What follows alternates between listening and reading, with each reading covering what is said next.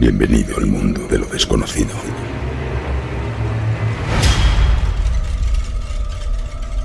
¿Quieres viajar con el tren de lo insólito por las vías del misterio?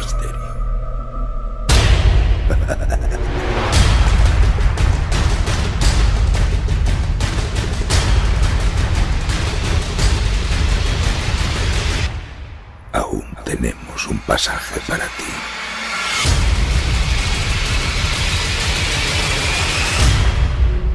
Todos los miércoles, de 7 a 9 de la noche, los misterios nos miran. En Radio Llamadas.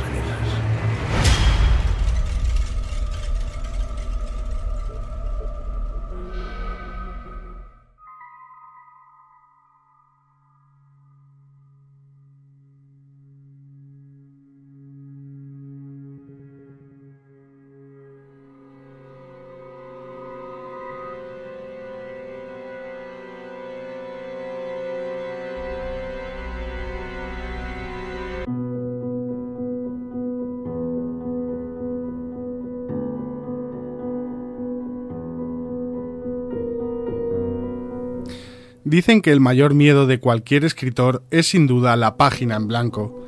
Ese lienzo donde las palabras brotan como pinceladas de un cuadro que a veces son realmente difíciles de poder pintar. Sentarse delante de un teclado y no encontrar nada, visualizando más allá que el infinito color blanco del folio que espera ser llenado con miles de letras. Dejar fluir las palabras que llevarán al lector a otros mundos fuera de su propia psique y le harán olvidar por un tiempo su propio cuerpo físico.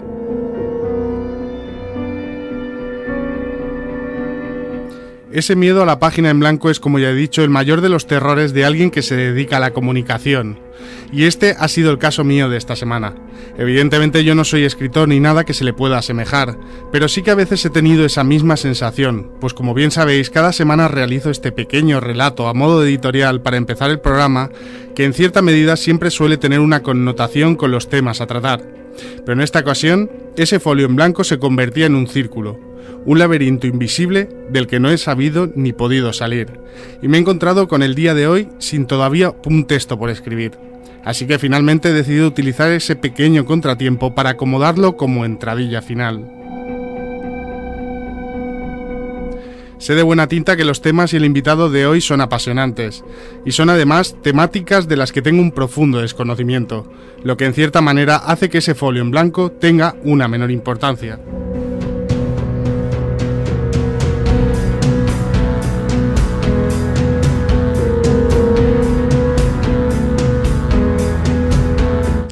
Pues de lo que estoy seguro es que esta semana los misterios miran al licenciado en Geografía e Historia Juan José Sánchez Oro, maquinista esta semana de nuestro tren de lo insólito con el que realizaremos paradas en las estaciones de la neuroteología y la psicoquinesia. Comenzamos.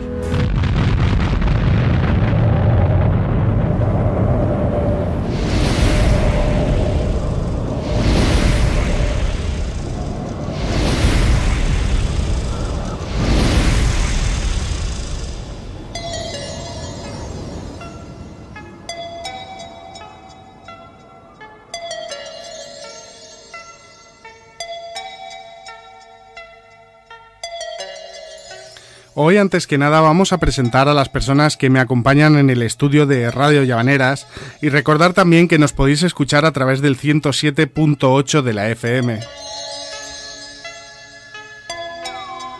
Para los habitantes de la comarca del Maresme, ese es el dial, la frecuencia por la que nos podéis escuchar, y también a través de las plataformas digitales Radio Edenex, la radio del misterio en internet, 24 horas, con los mejores programas de misterio, y muy pronto a través de Radio Fobos, el nuevo proyecto que estamos creando y que poco a poco os iremos explicando.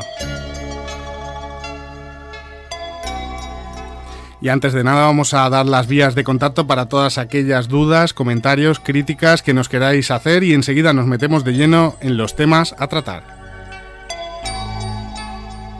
Recordad que podéis entrar en nuestra web, que es www.losmisteriosnosmiran.com, repito, www.losmisteriosnosmiran.com.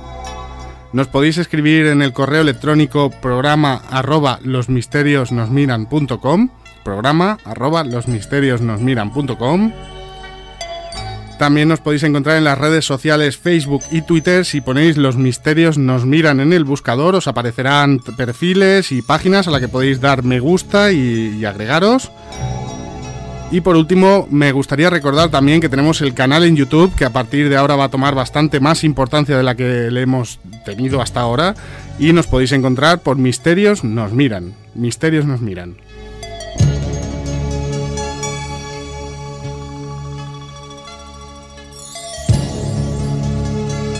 Bueno, y ahora sí vamos a presentar a las personas que nos acompañan hoy aquí en el estudio, empezando por mi izquierda. Bueno, ya aviso, estoy yo otra vez al mando en la mesa, así que es normal que se líe parda, como se dice vulgarmente. Mario Ortega, buenas tardes. Buenas tardes, Pablo. Pues un placer, como siempre, tenerte aquí. El placer es mío. Neuroteología y psicoquinesia. ¿Qué tenemos que decir al respecto? Hombre, son temas fascinantes y poco comunes de escuchar. Yo creo que va a ser muy interesante el programa de hoy. Desde luego que sí. Venga, vamos a presentar también a Marta Envid, precursora en cierta manera del tema de hoy. Sí. ¿Qué tenemos que decir de esto, Marta? Bueno, la verdad es que es un poco un tema que poco se ha hablado y creo que nuestro invitado esta tarde, Juanjo, nos va a explicar muy bien en lo que es esta cuestión y los avances en laboratorio que se hacen al respecto de este tema. Y nos explicará qué es, porque yo realmente aún tengo dudas sobre lo que es la propia neuroteología, cuesta hasta decir. Muchas gracias, como siempre, Marta. Gracias a ti. María José Pérez Llover, buenas tardes. Hola, buenas tardes, Pablo. Neuroteología, ¿algo que decir? Mola. ¿Sí? Sobre todo el invitado, Juanjo, que seguro que nos lo explica fantásticamente y luego al final ya le podremos poner a esos nombres tan raros un significado más claro. Seguro que sí. Antes de arrancar ya con este tema, queríamos comentar algo contigo que es algo en referencia a un amigo profundo que tenemos en este programa y no nos cansamos de decirlo, como es Luis Silva, que además me consta que le ha llegado una gripe, igual que a Ana. Los mandamos un saludo enorme porque están malitos todos. Sí. Y bueno, todo tuyo.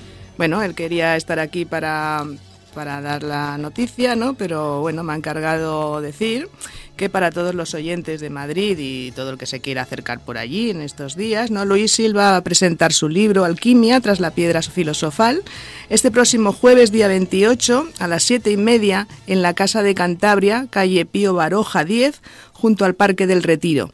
Y el domingo, día 3 de marzo, a las 12 del mediodía podéis escuchar su conferencia en Alcobendas en el 12º Congreso de Misterios de la Ciencia y la Historia, en el Centro Cultural Pablo Iglesias, Paseo de la Chopera número 59. La entrada es totalmente gratuita. Pues desde aquí animamos a todas las personas que vayan, porque de verdad que seguro que merece muchísimo la pena.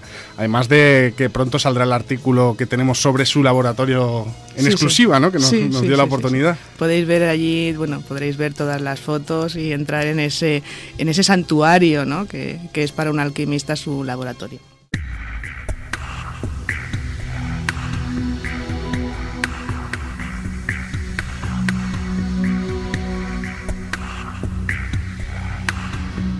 Esta semana, como ya hemos anunciado, nos adentramos en el mundo de la neuroteología y la psicoquinesia, dos estudios quizás diferentes pero relacionados en sí con el conocimiento de nuestra propia psique y algunos de sus funcionamientos. Para ello contamos hoy con la presencia de un invitado que es la primera vez que participa aquí en Los Misterios Nos Miran, como es Juan José Sánchez Oro.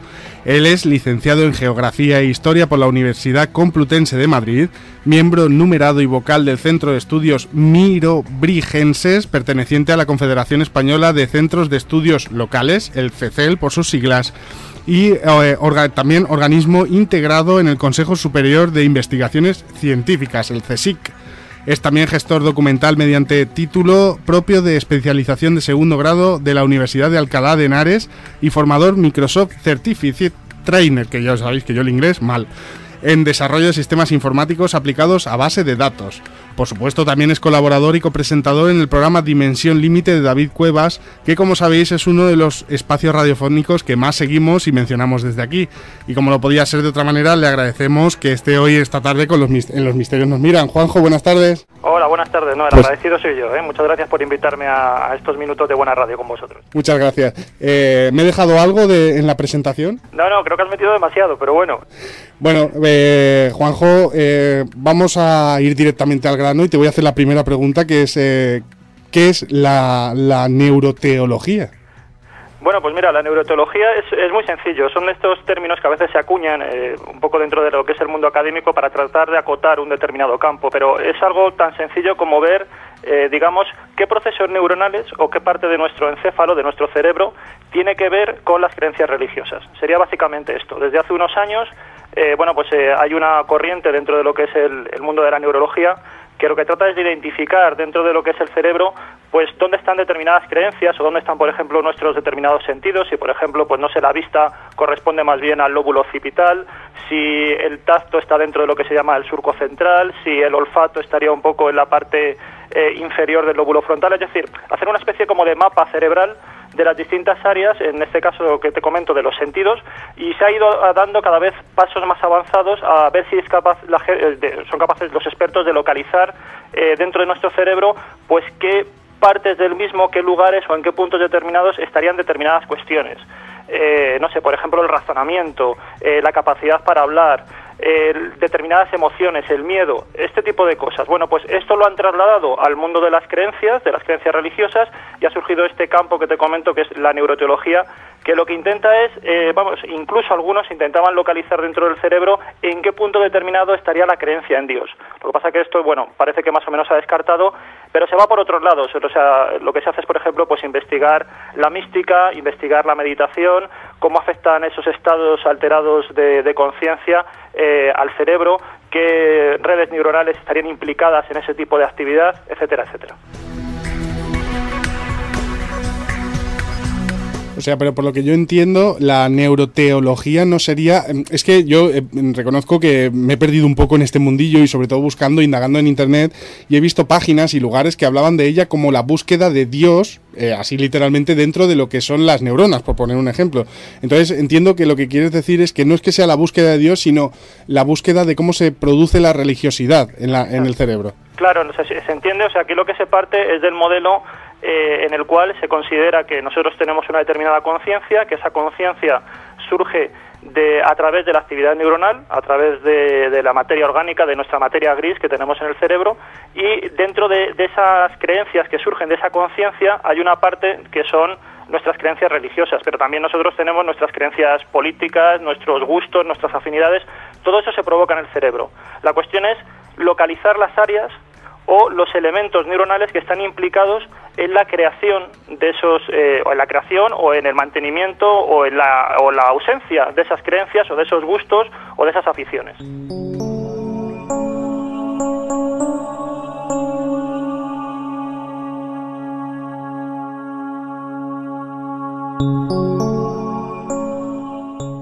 ¿Cómo te adentras en esta búsqueda, Juanjo? Pues mira, yo, como tú has dicho, yo soy licenciado en Geografía e Historia. Lo que me dedico fundamentalmente es al estudio del pasado del ser humano, y además desde disciplinas que son de corte pues humanístico o sociológico. Lo que pasa que dentro del campo de la historia a mí ha habido dos aspectos que son los que más me han interesado. Uno son las relaciones de poder entre las personas, y otros son precisamente lo que serían las creencias religiosas. Y dentro de las creencias religiosas, un aspecto interesante son las creencias sobrenaturales. Yo me he dedicado mucho a investigar, por ejemplo, la historia de la Iglesia, es un poco mi especialidad. Yo vengo de lo que es la especialidad del mundo medieval, soy medievalista, pero bueno, dentro de eso, al fin y al cabo uno tiene mucha curiosidad y se va adentrando en otros aspectos. Entonces, claro, cuando uno se va adentrando en lo que sería la historia de las mentalidades, ver cómo pensaba la gente, cómo creía determinadas cosas, cómo se manipulan esas creencias, y si eso además lo ligas con la idea de poder, te encuentras que al final tropiezas con la religión, porque es una mezcla de esas dos cosas, es una mezcla de poder y de determinadas creencias. Al fin y al cabo pasas sin casi darte cuenta, llega un momento que empiezas a preguntarte qué base biológica tienen esas creencias, y es cuando ya tropiezas con lo que es la psicología, la neurología e incluso la psiquiatría, porque hay quien dice que, por ejemplo, la fe puede ser un trastorno mental, ¿no? Entonces es así como llego. Yo evidentemente no soy un entendido, ya me gustaría a mí ser neurólogo o psicólogo, pero soy un curioso, y es así como me he ido adentrando, por lo menos como curioso, ya digo, no como entendido, en este mundo.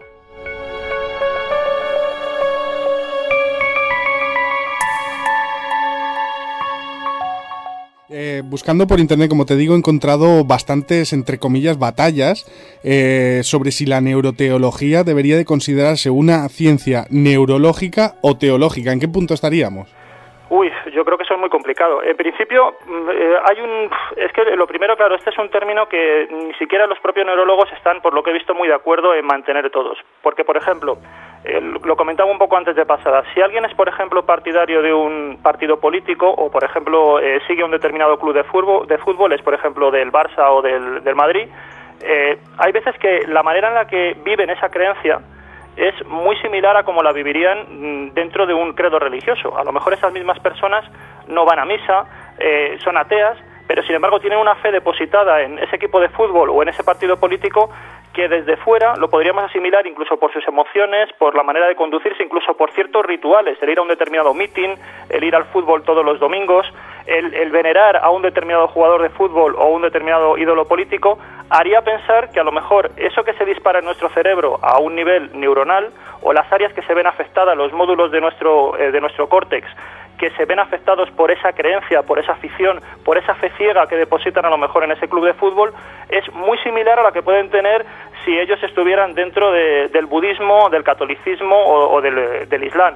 Entonces, claro, es muy difícil saber si realmente en un momento dado podemos localizar la creencia, la idea propia de un Dios determinado, del Dios católico, de Alá, de, no sé, de a lo mejor Yahvé, en un punto determinado del cerebro, y si esa localización es distinta, es un área cerebral distinta a la que puede tener esa misma persona o ese mismo cerebro cuando siente predilección por un determinado líder político o se ha sumado a una determinada doctrina política. Entonces, por eso hay personas y hay especialistas que entienden que no hay que separarlo de la neurología, sino que simplemente estaríamos ante pues una manera de ver cómo las creencias surgen o se procesan dentro de nuestro cerebro, y con independencia de si son creencias religiosas o son creencias más laicas. Lo que pasa es que habría mecanismos comunes, ¿no? Incluso hay veces que el problema de esto quizás es luego cómo se puede utilizar ese conocimiento, porque esto luego se puede explotar de manera comercial. Hay que tener en cuenta que las religiones pues generan determinadas obediencias, generan determinadas servidumbres, exacerban a la población, controlan también y disciplinan a la gente para que haga determinadas cosas, y si nosotros sabemos dentro de nuestro cerebro cómo podemos activar esas pasiones, esa fe, podemos a lo mejor orientarla de un sentido religioso, lo podemos pasar a un sentido económico, comercial, y hacer que tengamos personas que crean ciegamente en una determinada marca comercial, y de hecho ha habido ya estudios un poco en esa línea, ¿no? Por eso digo que es un campo difuso, pero bueno, de momento un poco para conducirse, para saber de qué se está hablando, hay gente que se cataloga como neuroteólogos, pero no en un sentido filosófico, sino siempre a ras de la corteza cerebral.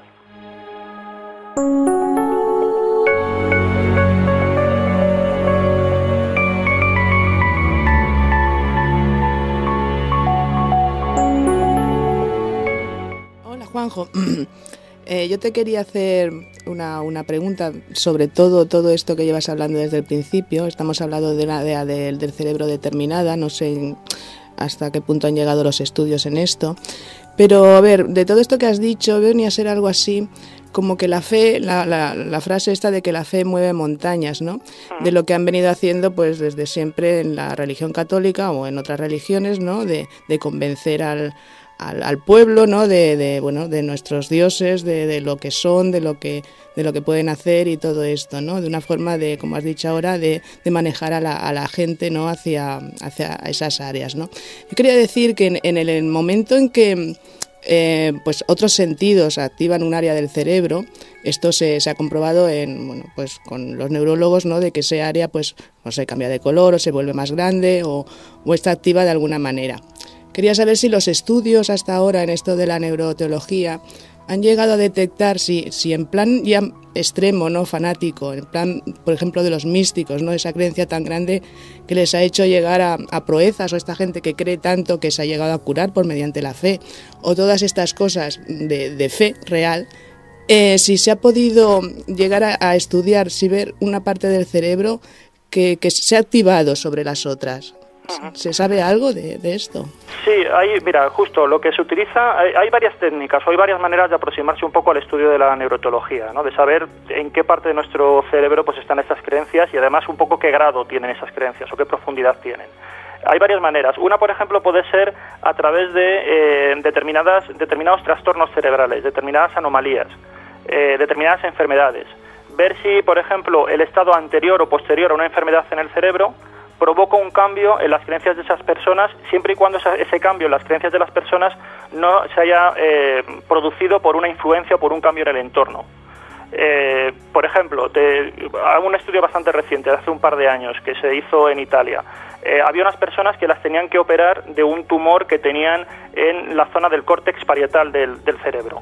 Entonces lo que hicieron fue encuestarlas y ver cuáles eran sus creencias, definiendo una serie de rasgos de esas creencias, pues si ellos, por ejemplo, creían en poderes sobrenaturales, creían en telepatía, creían también en la existencia de un dios, en la creencia de un más allá, es decir, una batería de preguntas de esa índole, ¿no? Que sería un poco desgajar sus creencias religiosas. Bueno, pues se les hizo ese cuestionario antes de que fueran intervenidos y se les quitara ese tumor que tenían en el cerebro. Cuando volvieron otra vez de la operación ya sin ese tumor, lo que suponía además el quitarles ese tumor, eliminar ciertas neuronas de esa zona, volvieron a pasarle el test y lo que comprobaron es que sus creencias habían aumentado. Por lo tanto, consideraban, por lo menos en estos estudios, que evidentemente al haberles quitado estas neuronas, en cierta medida lo que habían hecho ha sido favorecer otras áreas del cerebro que es donde se asienta esa creencia. Porque además la parte donde tenían el tumor, que es esta parte que te comento, que es el córtex parietal, es la parte donde se proporciona el área del cerebro que se encarga un poco de ubicarnos y de posicionarnos en el espacio. Entonces se entiende que si te han quitado esa parte o te han quitado un poquito esa parte, digamos que tú tienes una sensación como más de elevación, desconectas un poco más del entorno y eso facilitaría, por lo tanto, que para ti fuera más cercano el creer en algo trascendente. Entonces va un poco en esa línea. Este sería, por ejemplo, un caso, ¿no? Para que veas por dónde va. Esto, claro, es una técnica pues que se llama invasiva, es algo muy agresivo contra lo que es el cerebro, pero bueno, marca hasta qué punto determinadas áreas del cerebro están más especializadas en unas cosas que en otras. Otra forma que se utiliza es un poco lo que tú estabas comentando, la neuroimagen. Lo que se hace es que se inyecta en la persona un isótopo radioactivo, que es una glucosa radioactiva, y como las áreas del cerebro consumen esa glucosa, pues se ve qué áreas se activan más, consumirían más esa glucosa y qué áreas consumirían menos. Las partes que activan, o sea, que consumen más esa glucosa, se entiende que son las que están trabajando, las que están implicadas en lo que se le pide hacer a esa persona en ese momento. Si, por ejemplo, imagínate que se quiere saber si está escuchando algo, se le manda un sonido y se ve qué área se ilumina y será ese área donde se está consumiendo más glucosa. Bueno, pues algo parecido se hace con las creencias religiosas. Se les da, por ejemplo, esta glucosa que te digo, se inyecta, se mira luego la imagen en un escáner y se ve qué áreas se iluminan. En función de las áreas que se iluminan, pues se piensan que es una acción asociada a esa parte del cerebro. Esto se ha hecho, por ejemplo, con budistas, personas que eran de este credo religioso y que se las ponía a meditar. Entonces se veía qué áreas del cerebro se activaban más. También se ha hecho, por ejemplo, con monjas carmelitas, que también estaban sometidas a una oración intensa, a unos ejercicios espirituales. Y se veía también qué áreas se iluminaban del cerebro. Habitualmente se suele iluminar la parte que parece que está más relacionada con lo que serían las creencias religiosas. Parece ser que es el hemisferio derecho, que es el hemisferio que además es el que se considera normalmente como más intuitivo, más irracional o más creativo, más fantasioso. Ese es el que se considera que suele influir más. Y dentro de ese hemisferio, la parte frontal. De hecho, bueno, pues se ha comprobado, lo curioso en estos experimentos que te comento de los budistas, por ejemplo, y de las monjas carmelitas, es que las áreas que se activaban en el cerebro eran las mismas, con independencia de que unas creen en Jesús y otras creen en Buda. Eso significa que el fenómeno religioso, con independencia del contenido doctrinal, con independencia de las creencias, desde un punto de vista neuronal, sería el mismo y actuaría de la misma manera. Aunque yo digo que bueno, todo esto son estudios que hay que ir revisando, pero bueno, ya están marcando un poco las pautas, ¿no? Y las investigaciones a seguir.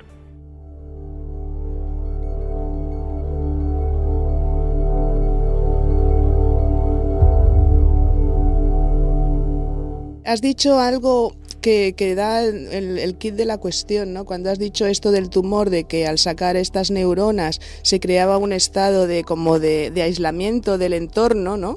Ajá. Viene a ser lo mismo que lo que estamos hablando después del caso de la meditación de los budistas o de los místicos estos tan religiosos que se aíslan también del entorno para llegar a este estado de elevación, ¿no? Digamos, sería el kit de la cuestión, el evitar, digamos, el entorno, el día a día o los problemas cotidianos, ¿no? Lo que te llegaría a ese estado de prodigio religioso, ¿no? Hasta ese punto de crear, pues, no sé, ese éxtasis.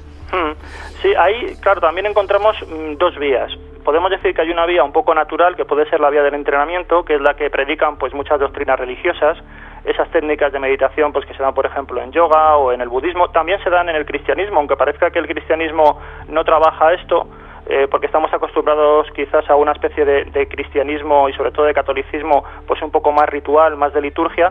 Lo cierto es que el cristianismo avanzó mucho, por ejemplo, a partir del siglo XVI en las técnicas que comentaba un poco antes de pasada, los ejercicios espirituales, lo que llamaban también la oración metódica, que era todo un sistema para ensimismarse, que luego esto puede ir ayudado por ejemplo, el ayunos religiosos, por también determinados encierros, como es la propia clausura. Todo eso produce, como tú dices, un aislamiento y son una serie de técnicas que te llevan a ese estado introspectivo. Luego, claro, la cuestión es, como siempre, que esto, digamos que ya lo sabemos por el conocimiento histórico, por el conocimiento filosófico y religioso, lo conocemos, pero el tema es situarlo dentro del cerebro, ver qué actividad neuronal está asociada a esto que estamos comentando, ¿no? Porque luego también tenemos otra vía. Esta que comentaba es una vía un poco, digamos, natural, es una vía a través de ejercicios, pero tenemos otra vía que es una vía mucho más violenta, y es que determinadas enfermedades, determinados trastornos mentales nos provoquen experiencias de éxtasis místico, como tú decías. Ahí tenemos el caso, por ejemplo, de Santa Teresa, o tenemos el caso de Juana de Arco. Tanto Santa Teresa como Juana de Arco son figuras que se han considerado místicas, incluso hasta cierto punto distintas, porque Juana de Arco en un momento dado fue considerada una hereje. Santa Teresa también. Santa Teresa en la primera fase se pone en manos de la Inquisición porque ella no sabe muy bien qué es lo que la está pasando y quiere que expertos la califiquen a ver si realmente lo que está ocurriendo ahí es algo extraño, si realmente es algo divino o es algo diabólico. Y lo que hacen es que en estos casos estamos hablando de cuadros epilépticos, es lo que dicen los expertos. Cuadros epilépticos, eso sí, dentro de una epilepsia que se llama estática. Y es una epilepsia además que es muy peculiar, porque lo que hace es que provoca un estado alterado de conciencia, un estado alterado en el cual la persona se ve espontáneamente y súbitamente, cuando menos se lo espera, se ve sometida a un estado especial de paz, de plenitud, se suele manifestar como una especie de luz muy especial. Y lo quizás más interesante del asunto es que en estas experiencias místicas no se aparece un ser que te transmite un mensaje, sino que simplemente es una sensación de paz o una luz o algo por el estilo. Es decir, es algo bastante laico, entre comillas. No parece que tenga determinados contenidos que pertenezcan a una religión concreta. El caso es que luego, a lo mejor, el entorno, el contexto es lo que le da contenido religioso y en lo que traduce algo que en principio es algo neutral, como esta experiencia, esa alucinación si quieres, lo transmite, le da un sentido religioso, le da una carga religiosa y convierte algo que en principio es un estado alterado de conciencia que se puede dar en religiosos o no. Por ejemplo, hace poco hablando con un doctor de aquí de un hospital de Alcalá de Henares, este doctor, que además es el que ha hecho un estudio, que es García Alvea, ha hecho un estudio sobre Santa Teresa diagnosticándola de epilepsia. Él se apasionó por el tema y se profundizó en la figura de Santa Teresa porque le llegó a su consulta un caso de una mujer que tenía epilepsia, porque veía la tele y determinados puntos de luz de la tele o determinadas imágenes lo que hacían es que disparaban el cuadro epiléptico. Eso es muy habitual porque hay veces que en determinadas enfermedades, por lo que yo he podido saber, determinados síndromes epilépticos tienen un desencadenante muy concreto. A veces, por ejemplo, es la música. Por ejemplo, Juana de Arco, cuando escuchaba las campanas de una iglesia, ese era el estímulo que le provocaba el cuadro epiléptico y a partir de ahí ya tenía las visiones. Entonces, este doctor, que te digo, García Alvea, lo que hizo fue que a partir de esa paciente que le llegó, que tenía ese cuadro epiléptico disparado por ver la televisión, por determinadas imágenes de la televisión, resulta que vio que exactamente los síntomas que tenía esta mujer coincidían con lo que él había visto en Santa Teresa. Y entonces dijo, pues entonces es que lo que tenemos es el mismo problema, la misma enfermedad, el mismo trastorno. Lo que cambia es que en uno, por el contexto religioso y la época, se le dio un significado místico y un significado espiritual, y en cambio a esta chica, a esta paciente en el siglo XX o en el siglo XXI, en cambio, se la tiene simplemente como un trastorno mental que hay que curar, ¿no? Entonces también influye mucho el contexto cultural para darle un significado a un trastorno que puede ser permanente o puede ser esporádico, de un trastorno cerebral, para saber si eso realmente es una experiencia mística o no, o estamos ante simplemente una enfermedad, o entre comillas una especie de locura. Y claro, eso es quizás la gran diferencia. El siguiente aspecto es saber qué es lo que hay en nuestro cerebro y dónde podemos situar esa experiencia. Y saber si responde a lo que decimos una especie de anomalía, es decir, como si fuera una especie de fiebre y por lo tanto hay que bajarle la fiebre al paciente, o no, o al contrario, estamos ante una especie de capacidad superior, de estado que no es en ningún momento dañino para la persona, sino todo lo contrario, porque tenemos también esos místicos que te comentaba que iban por la vía natural, por esa vía del ejercicio, del entrenamiento constante, que alcanzan un estado nuevo de conciencia y que están súper satisfechos con su vida y no les supone ningún problema. Entonces, bueno, habría que distinguir esas dos partes y saber en el cerebro qué áreas están implicadas.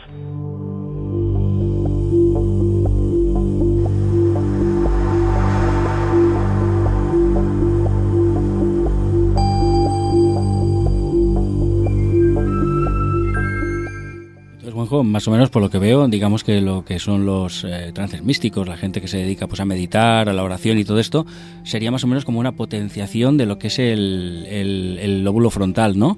Y tal vez conllevaría esto una disminución de lo que es el lóbulo parietal, que es el que nos ubica en el espacio-tiempo. Claro, exactamente. La cuestión está en si tenemos y consideramos que en el cerebro hay una serie de áreas especializadas de módulos. Esos módulos, digamos que están como en tensión o en equilibrio.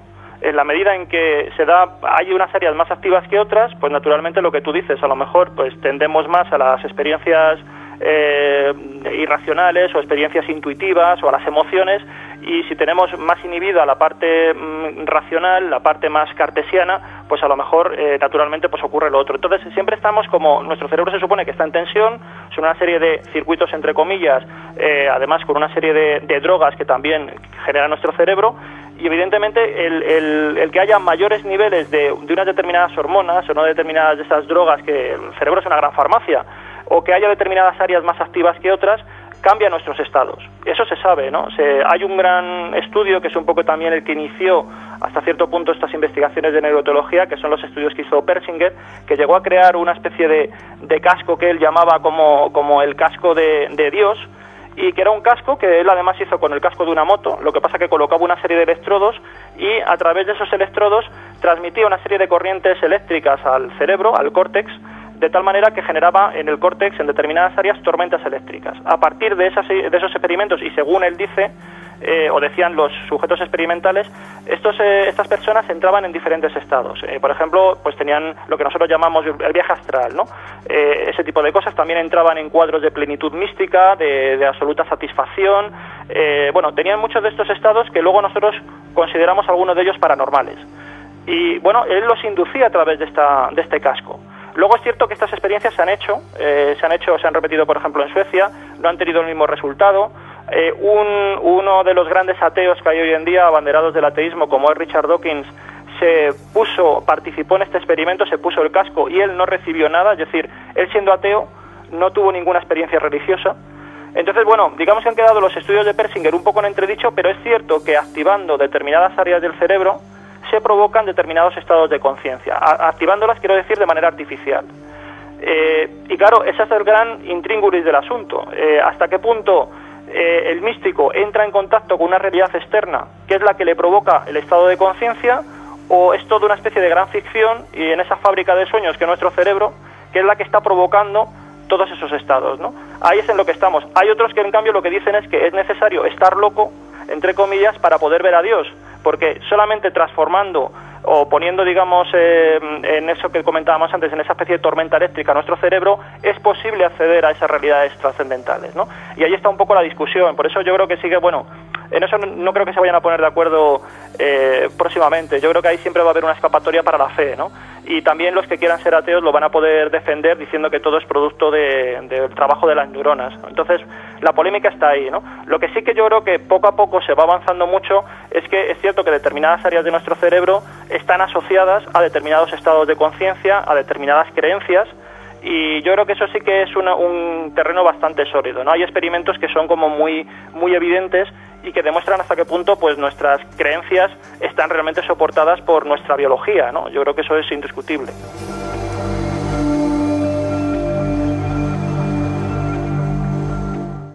Juanjo, has mencionado a Richard Dawkins y que se puso el casco de Dios y ¿tú crees que al final, bueno, has estado hablando, pero ¿crees que realmente es un trastorno mental los estados místicos?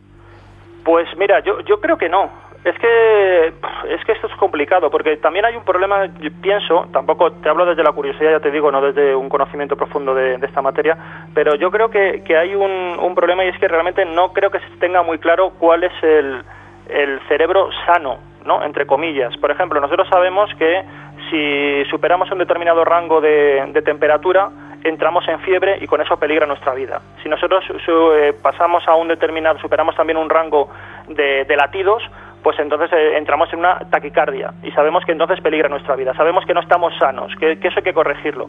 Pero yo no tengo tan claro que se sepa todavía en el cerebro cuáles serían los niveles normales de pues determinadas hormonas, de determinadas de estas drogas que estaba comentando, de determinada actividad neuronal en un área o en otra. Yo no tengo muy claro que esos niveles se sepan. Entonces, a lo mejor nos podemos encontrar con que, bueno, pues esto que estamos hablando, que son estados místicos, que son estados extraordinarios, que les pasan a un pequeño porcentaje de la población, son estados que a lo mejor nos están marcando el camino para que demos un salto de conciencia. Históricamente se sabe que en algún momento dado, dentro de lo que fue la evolución de los homínidos, pues tuvo que haber un momento en el que el hombre dejó de ser, vamos a decir así, más animal, entre comillas, y pasó a ser un poco más sapiens. Ese fenómeno, esa especie de salto de conciencia, se ha detectado en torno a más o menos unos 30.000 años antes de Cristo. Porque en esa época, que es un periodo muy concreto dentro de lo que es la época paleolítica, se produjo lo que se llama una especie de explosión creativa, de explosión cultural. Es cuando de pronto el hombre prácticamente, no digo que de la noche a la mañana, pero sí que es cierto que con respecto a lo que se hacía anteriormente, el hombre empieza a pintar, por ejemplo. Empieza a pintar en las paredes, empieza a esculpir figuras, empieza además a tener una cosa que es extraña, porque es el gusto estético. El gusto estético, el que tú hagas las cosas más o menos bellas o te recrees en algo, en principio no está muy claro que sea algo muy funcional. No se sabe muy bien para qué podría servir a un sapiens antiguo, a un cromañón, el que hiciera a lo mejor uno de esos que se llaman bastones de mando, antiguos bastones de mando, como más figurativo, ¿no? Luego, por ejemplo, pues decoraban su cuerpo, se adornaban, empezaron a hacerse tatuajes. Todo ese salto creativo se ha ido asociando con una especie de salto de conciencia, ¿no? De cambio un poco en lo que eran las capacidades del hombre para entender el mundo, para comprenderlo y además para un poco también asimilarlo. Pero también aparecen las creencias religiosas en ese momento, o sea, que van asociadas a ese avance en que hacen los útiles cada vez más sofisticados, más elaborados, cada vez más precisos, más potentes y poderosos. O sea, eso que iríamos, digamos, por la vía más racional, es decir, son personas que son capaces de imponerse más al ecosistema, de superar dificultades a través de su inteligencia, pues al mismo tiempo que aparece, digamos, esa inteligencia superior, surge también la religión, que desde el punto de vista a lo mejor actual, del siglo XXI y de la tecnología, pues la religión podríamos pensar que es una especie de tara, pero es que aparecen al mismo tiempo. Entonces, ¿quién nos dice que a lo mejor eso que tú comentabas, este estado místico, ese estado de conciencia, no es una anomalía, sino que es a lo mejor el salto que debemos dar para ver el mundo de una manera distinta? Pues podría serlo, ¿no? A lo mejor es una especie de conciencia que todavía no ha evolucionado, de capacidad que tenemos en el cuerpo y que todavía la evolución humana no ha dado ese salto, y solamente determinadas personas pues lo han podido acceder a él. Es que no lo sabemos, no sabemos si es una capacidad, digamos, que conviene eliminar porque digamos que no es adaptativa, no funciona en el mundo y que hay que arrinconarla, o es una capacidad que está en potencia y que todavía no ha dado todo de sí. Entonces, bueno, yo no te sé contestar a la pregunta. Yo creo que en eso están, ¿no? En la medida en que se vaya conociendo mejor el funcionamiento del cerebro, supongo que podrán marcar esas pautas que comentaba de normalidad y de anormalidad, y saber un poco qué es lo que más nos conviene.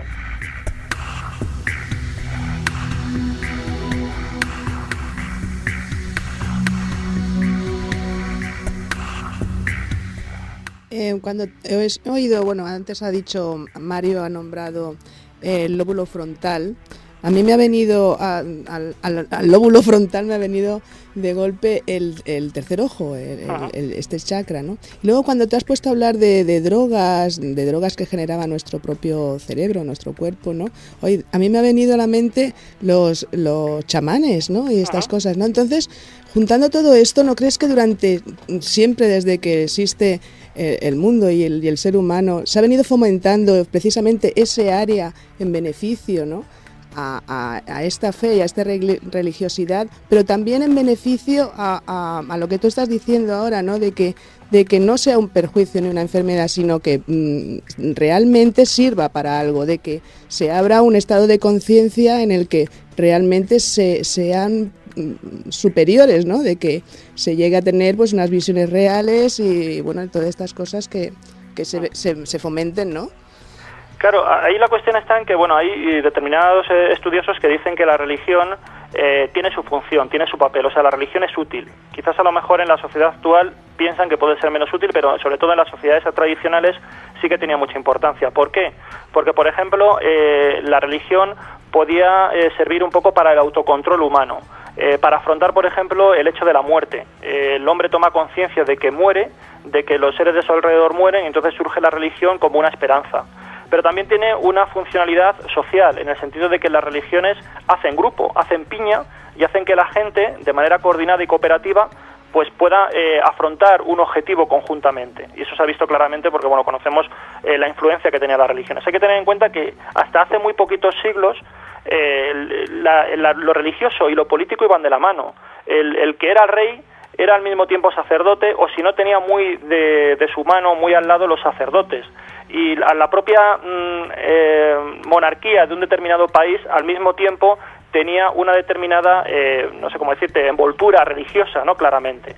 De hecho, pues hasta no hace mucho, aquí por ejemplo en el franquismo, en las monedas de peseta aparecía que había sido elegido Franco por la gracia de Dios. O sea que ese tipo de conexiones entre el poder y la religión son muy evidentes. Entonces ahí a lo mejor tendríamos el hecho de que la creencia religiosa es muy útil en el sentido de que sirve para potenciar la acción del grupo.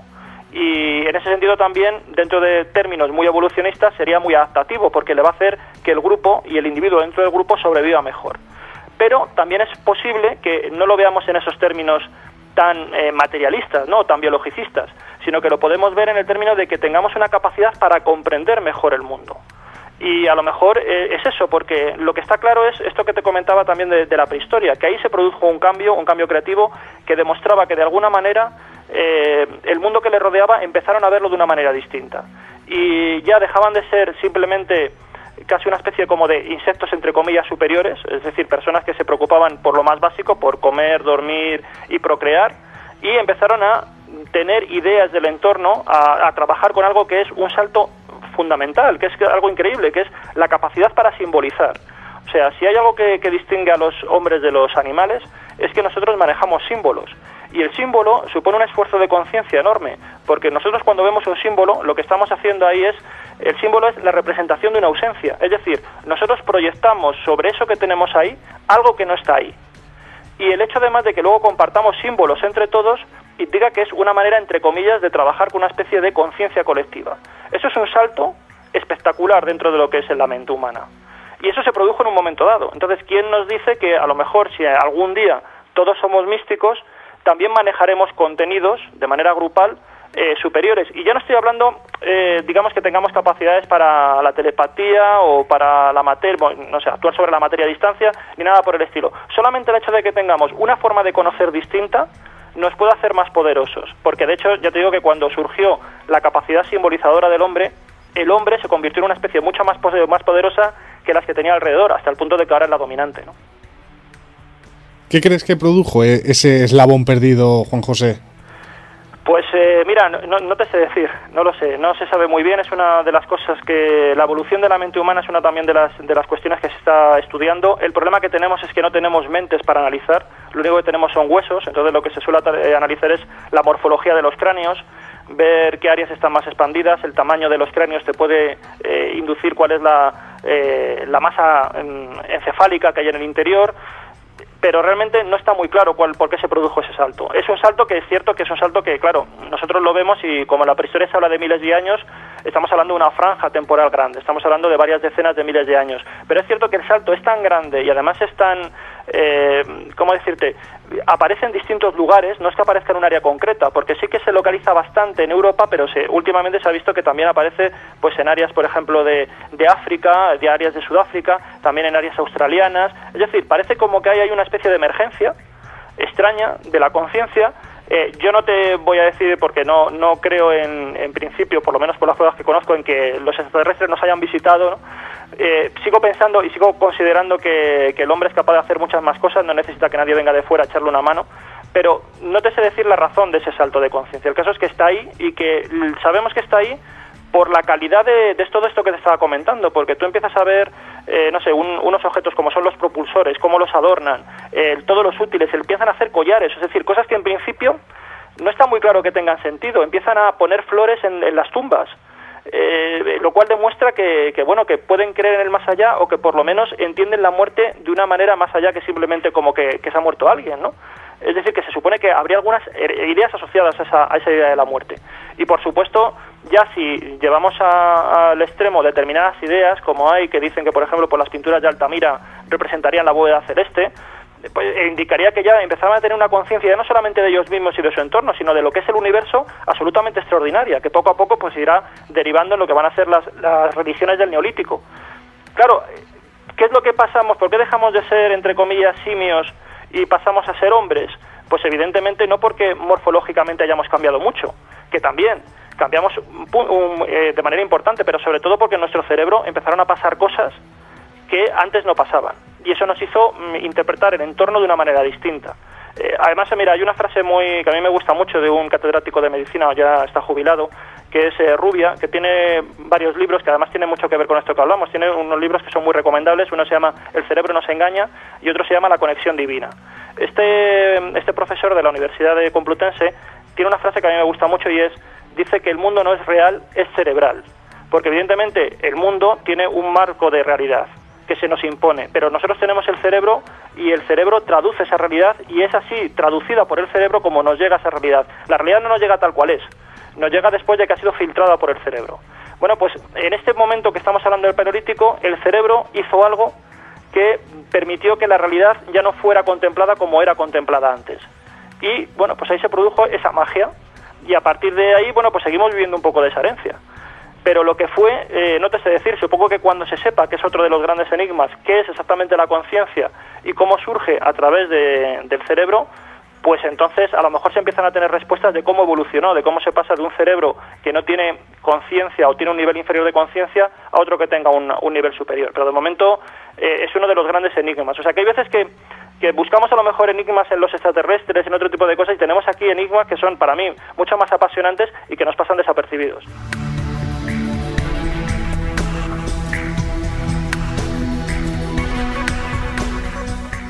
Sí, desde luego. Te quería comentar que la semana pasada, bueno, hace 2 semanas en el último programa tuvimos como invitado a Manuel Berrocal, que creo que conoces bien. Sí. Y algo que... le admiro mucho, es una persona de la que se aprende, pero muchísimo. Desde luego que sí, un programa que nos gustó muchísimo a nosotros, de verdad. Y él, algo que decía sobre el tema de la conciencia es que para él, en cierta manera, la conciencia era un órgano más del cuerpo. Ajá. ¿Podría ser algo así? No sé, es que es complicado hasta de preguntar, ¿no? Porque cuando uno se refiere a todas estas cosas de eslabones perdidos, de neurología, las preguntas son difíciles porque mira, es una cuestión de sentimental, perdona. No, es que mira, tenemos no sé si un problema, pero vamos arrastrando una especie de concepto desde el siglo, desde hace muchos siglos, que es la supuesta separación entre la mente y el cerebro. Esto es algo que pensaban que realmente por un lado teníamos el cerebro, que era así, era un organismo, una parte biológica, pero luego teníamos la mente, que era algo distinto, era algo trascendente. Se pensaba que de alguna manera podía emanar del cerebro, es decir, las neuronas entraban ahí en un intercambio de sustancias y de estímulos eléctricos, y de ahí surgía la conciencia y surgía la mente, pero hasta cierto punto no había una conexión clara. La mente de todas formas era algo independiente, y luego encima ya si lo relacionamos, por ejemplo, con la idea de alma, pues estaba muy claro que el alma era algo que aparecía, se nos insertaba en el cuerpo al nacer, nos daba la inteligencia, nos daba además la vida, y que cuando la materia pues se corrompía, pues el alma se iba y se iba al más allá. Claro, ahora mismo se manejan otros tipos de paradigmas y es algo un poco, yo creo que por donde iba Manuel Berrocal cuando te contestó la pregunta. Por ejemplo, se pone el paradigma, el ejemplo de la digestión y el estómago. Nosotros hacemos la digestión, pero no entendemos que la digestión sea algo distinto del estómago. Entendemos que la digestión es una función que realiza el estómago. Bueno, pues la conciencia sería una función que realiza el cerebro. Entonces un poco serían esos términos como tratan de aproximar esa idea. En lugar de ser algo separado, es algo que emerge de la propia actividad neuronal, pero que no sería independiente. Por eso cuando amputamos determinadas partes del cerebro, o cuando lesionamos determinadas partes del cerebro, o estimulamos determinadas partes del cerebro, nuestra conciencia cambia. Luego indica que hay una conexión clara entre esa parte material y esa parte mental, ¿no? No son dos ámbitos absolutamente independientes.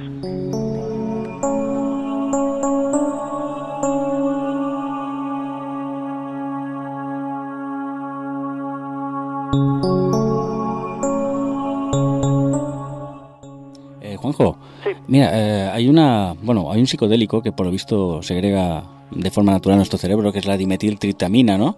Que por lo visto dicen que en cantidades más elevadas podía producir estos trances místicos, e incluso por lo visto también se relaciona con las ECMs e incluso los casos de abducción. Uh-huh. ¿Qué opinas de esto? Vamos a ver, evidentemente lo que sí que parece que se ha hecho y se tiene bastante localizado es que hay determinadas sustancias y determinadas actividades del cerebro que provocan estados que son similares a los que dicen tener los místicos. Vamos a ver, la cuestión aquí pasamos un poco al testimonio subjetivo. Hay quien dice que no coinciden exactamente esas experiencias un poco inducidas artificialmente, como tú estás comentando, o te tomas un LSD y tienes un viaje, dicen que no coincide exactamente con pues el viaje astral que puede tener o una experiencia cercana a la muerte que puede tener una determinada persona. Yo en estos casos lo que digo es que la única manera que tenemos de saber si es lo mismo o no es objetivando la experiencia, es decir, ir un poco más allá del testimonio. No podemos conformarnos con el testimonio, no podemos conformarnos con que una persona dice que ha salido por la ventana, que ha ido por la noche, ha pasado por las calles volando y ha llegado a París. Tenemos que objetivar la experiencia y eso es relativamente fácil de hacer en muchos casos. Por ejemplo, no sé si Manuel Berrocal comentó las experiencias que se están haciendo en torno a unos 30 hospitales entre Reino Unido, Irlanda y Estados Unidos. Se están colocando fotografías en los techos. No, digo que sí que lo comentó. Lo comentó, ¿no? Bueno, pues exactamente, pues ese tipo de experiencias intentarían objetivar, más allá de lo subjetivo, para ver si realmente hay un desplazamiento físico del alma o de la mente, y no solamente estamos ante una alucinación. Con el caso de los viajes astrales, pues ocurre lo mismo, se pueden plantear, y ahí es mucho más fácil, porque no tienes que poner a una persona en el trance de morir. En el caso de un viaje astral, se puede objetivar la experiencia, indicando, haciendo por ejemplo experiencias de doble ciego. Yo eso sí que lo hice hace unos años con una amiga. Nosotros teníamos un grupo de investigación y esta chica tenía la capacidad, entre otras, de por ejemplo hacer escritura automática, y también tenía la capacidad de hacer viajes astrales. Entonces ella se inducía el viaje astral y tenía esa experiencia extracorpórea y viajaba a un determinado sitio. En principio tenía control absoluto sobre la experiencia. Nosotros lo que hicimos fue una serie de pruebas de doble ciego. Lo que hicimos fue que metíamos en unos sobres unas determinadas tarjetas. Esas tarjetas podían tener un texto, podían tener una imagen o podían tener un color, y nosotros, ni siquiera nosotros, que éramos los experimentadores, sabíamos lo que habíamos metido en el sobre en cuestión, porque lo habíamos hecho, como te digo, a través de la técnica de doble ciego, lo habíamos hecho por azar y realmente no sabíamos lo que había en ese sobre. Ese sobre se entregaba a una persona que actuaba como testigo, y esa persona lo tenía que guardar en el cajón de una habitación de su casa. La chica lo que hacía era, en este caso la psíquica, lo que hacía era entrar a hacer ese viaje astral por la noche, cuando ya estuviera bien, hacía el viaje astral y se supone que tenía que viajar a ese sitio, a esa habitación, abrir el cajón y abrir el sobre. Bueno, ella hacía la experiencia a voluntad, más o menos, y lo que siempre le pedíamos era que una vez que hubiera vuelto de esa experiencia, hubiera regresado, apuntara el resultado. Y además que ella considerara que la experiencia había sido satisfactoria al 100%, es decir, que ella había hecho el viaje y no había tenido ningún tipo de inconveniente. Bueno, pues entonces, bajo esas condiciones, ella hizo la experiencia un determinado número de ocasiones, no sé si lo hizo como 10 o 12 veces, y siendo ella, es decir, ella había vivido y había percibido la experiencia como real, lo cierto es que no acertó ni una sola vez. Entonces, esta es la manera en la que tenemos que trabajar, es decir, estamos hablando muchas veces de experiencias subjetivas, son experiencias privadas, y por lo tanto la única manera de asomarnos a la realidad, al trasfondo de esa experiencia, sabiendo ahora que la mente nos engaña y muchísimo, que la mente, como digo, es una gran fábrica de sueños, pues lo que tenemos que hacer es ver si realmente estamos ante una ensoñación o no. Y hay mecanismos, o sea, hay que echarle a veces un poco de imaginación al asunto, dependiendo de la experiencia paranormal, entre comillas, que tengamos por delante, pero es el único camino, porque tenemos que buscar cada vez más huir del testimonio por sí mismo, es decir, el testimonio nos va a dar la pista, pero no es suficiente. A partir del testimonio tenemos que ir hacia pruebas de calidad. Y pruebas, además, que sirvan para complacer incluso a los paladares más exigentes. Y pruebas de este tipo, de objetivación de este tipo, son las que tenemos que seguir. Entonces, yo lo que he hablado, por ejemplo, me preguntabas por las ECM, lo que he hablado con doctores y tal, para ellos, y después de recoger muchos testimonios, dicen que no es lo mismo una ECM que se provoca en un quirófano, que realmente las experiencias que luego se han investigado, que se han inducido en un laboratorio por medio de estas técnicas de neuroteología. Pero no te puedo decir mucho más, porque luego ya empiezan a hacer discusiones como disquisiciones muy concretas, de que si el riesgo es distinto, que si las áreas son diferentes, que si la calidad de las imágenes y de la experiencia no es exactamente igual. Por ejemplo, también dicen que no es lo mismo que tú te tomes una pastilla de LSD y tengas un viaje a que participes en una ceremonia chamánica. Dicen que no es exactamente igual, aunque puedan ser experiencias muy parecidas, ¿no? Pues no te sé decir, pero bueno, el camino es intentar cada vez profundizar más y sobre todo lo que te digo, obtener quizás más calidad, ¿no?, en los resultados.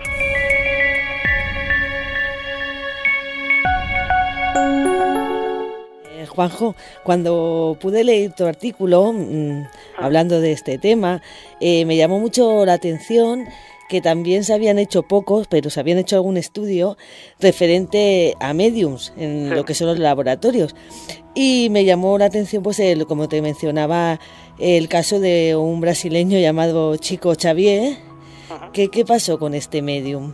Bueno, allí en Brasil existe toda una casi escuela, entre comillas, a través de esta figura que tú comentas, de técnicas mediúnicas a través de lo que nosotros llamaríamos psicografía o escritura automática. Se supone que el medium en cuestión entra en contacto con una entidad espiritual. Esa entidad espiritual utiliza al medium como instrumento para poder escribir.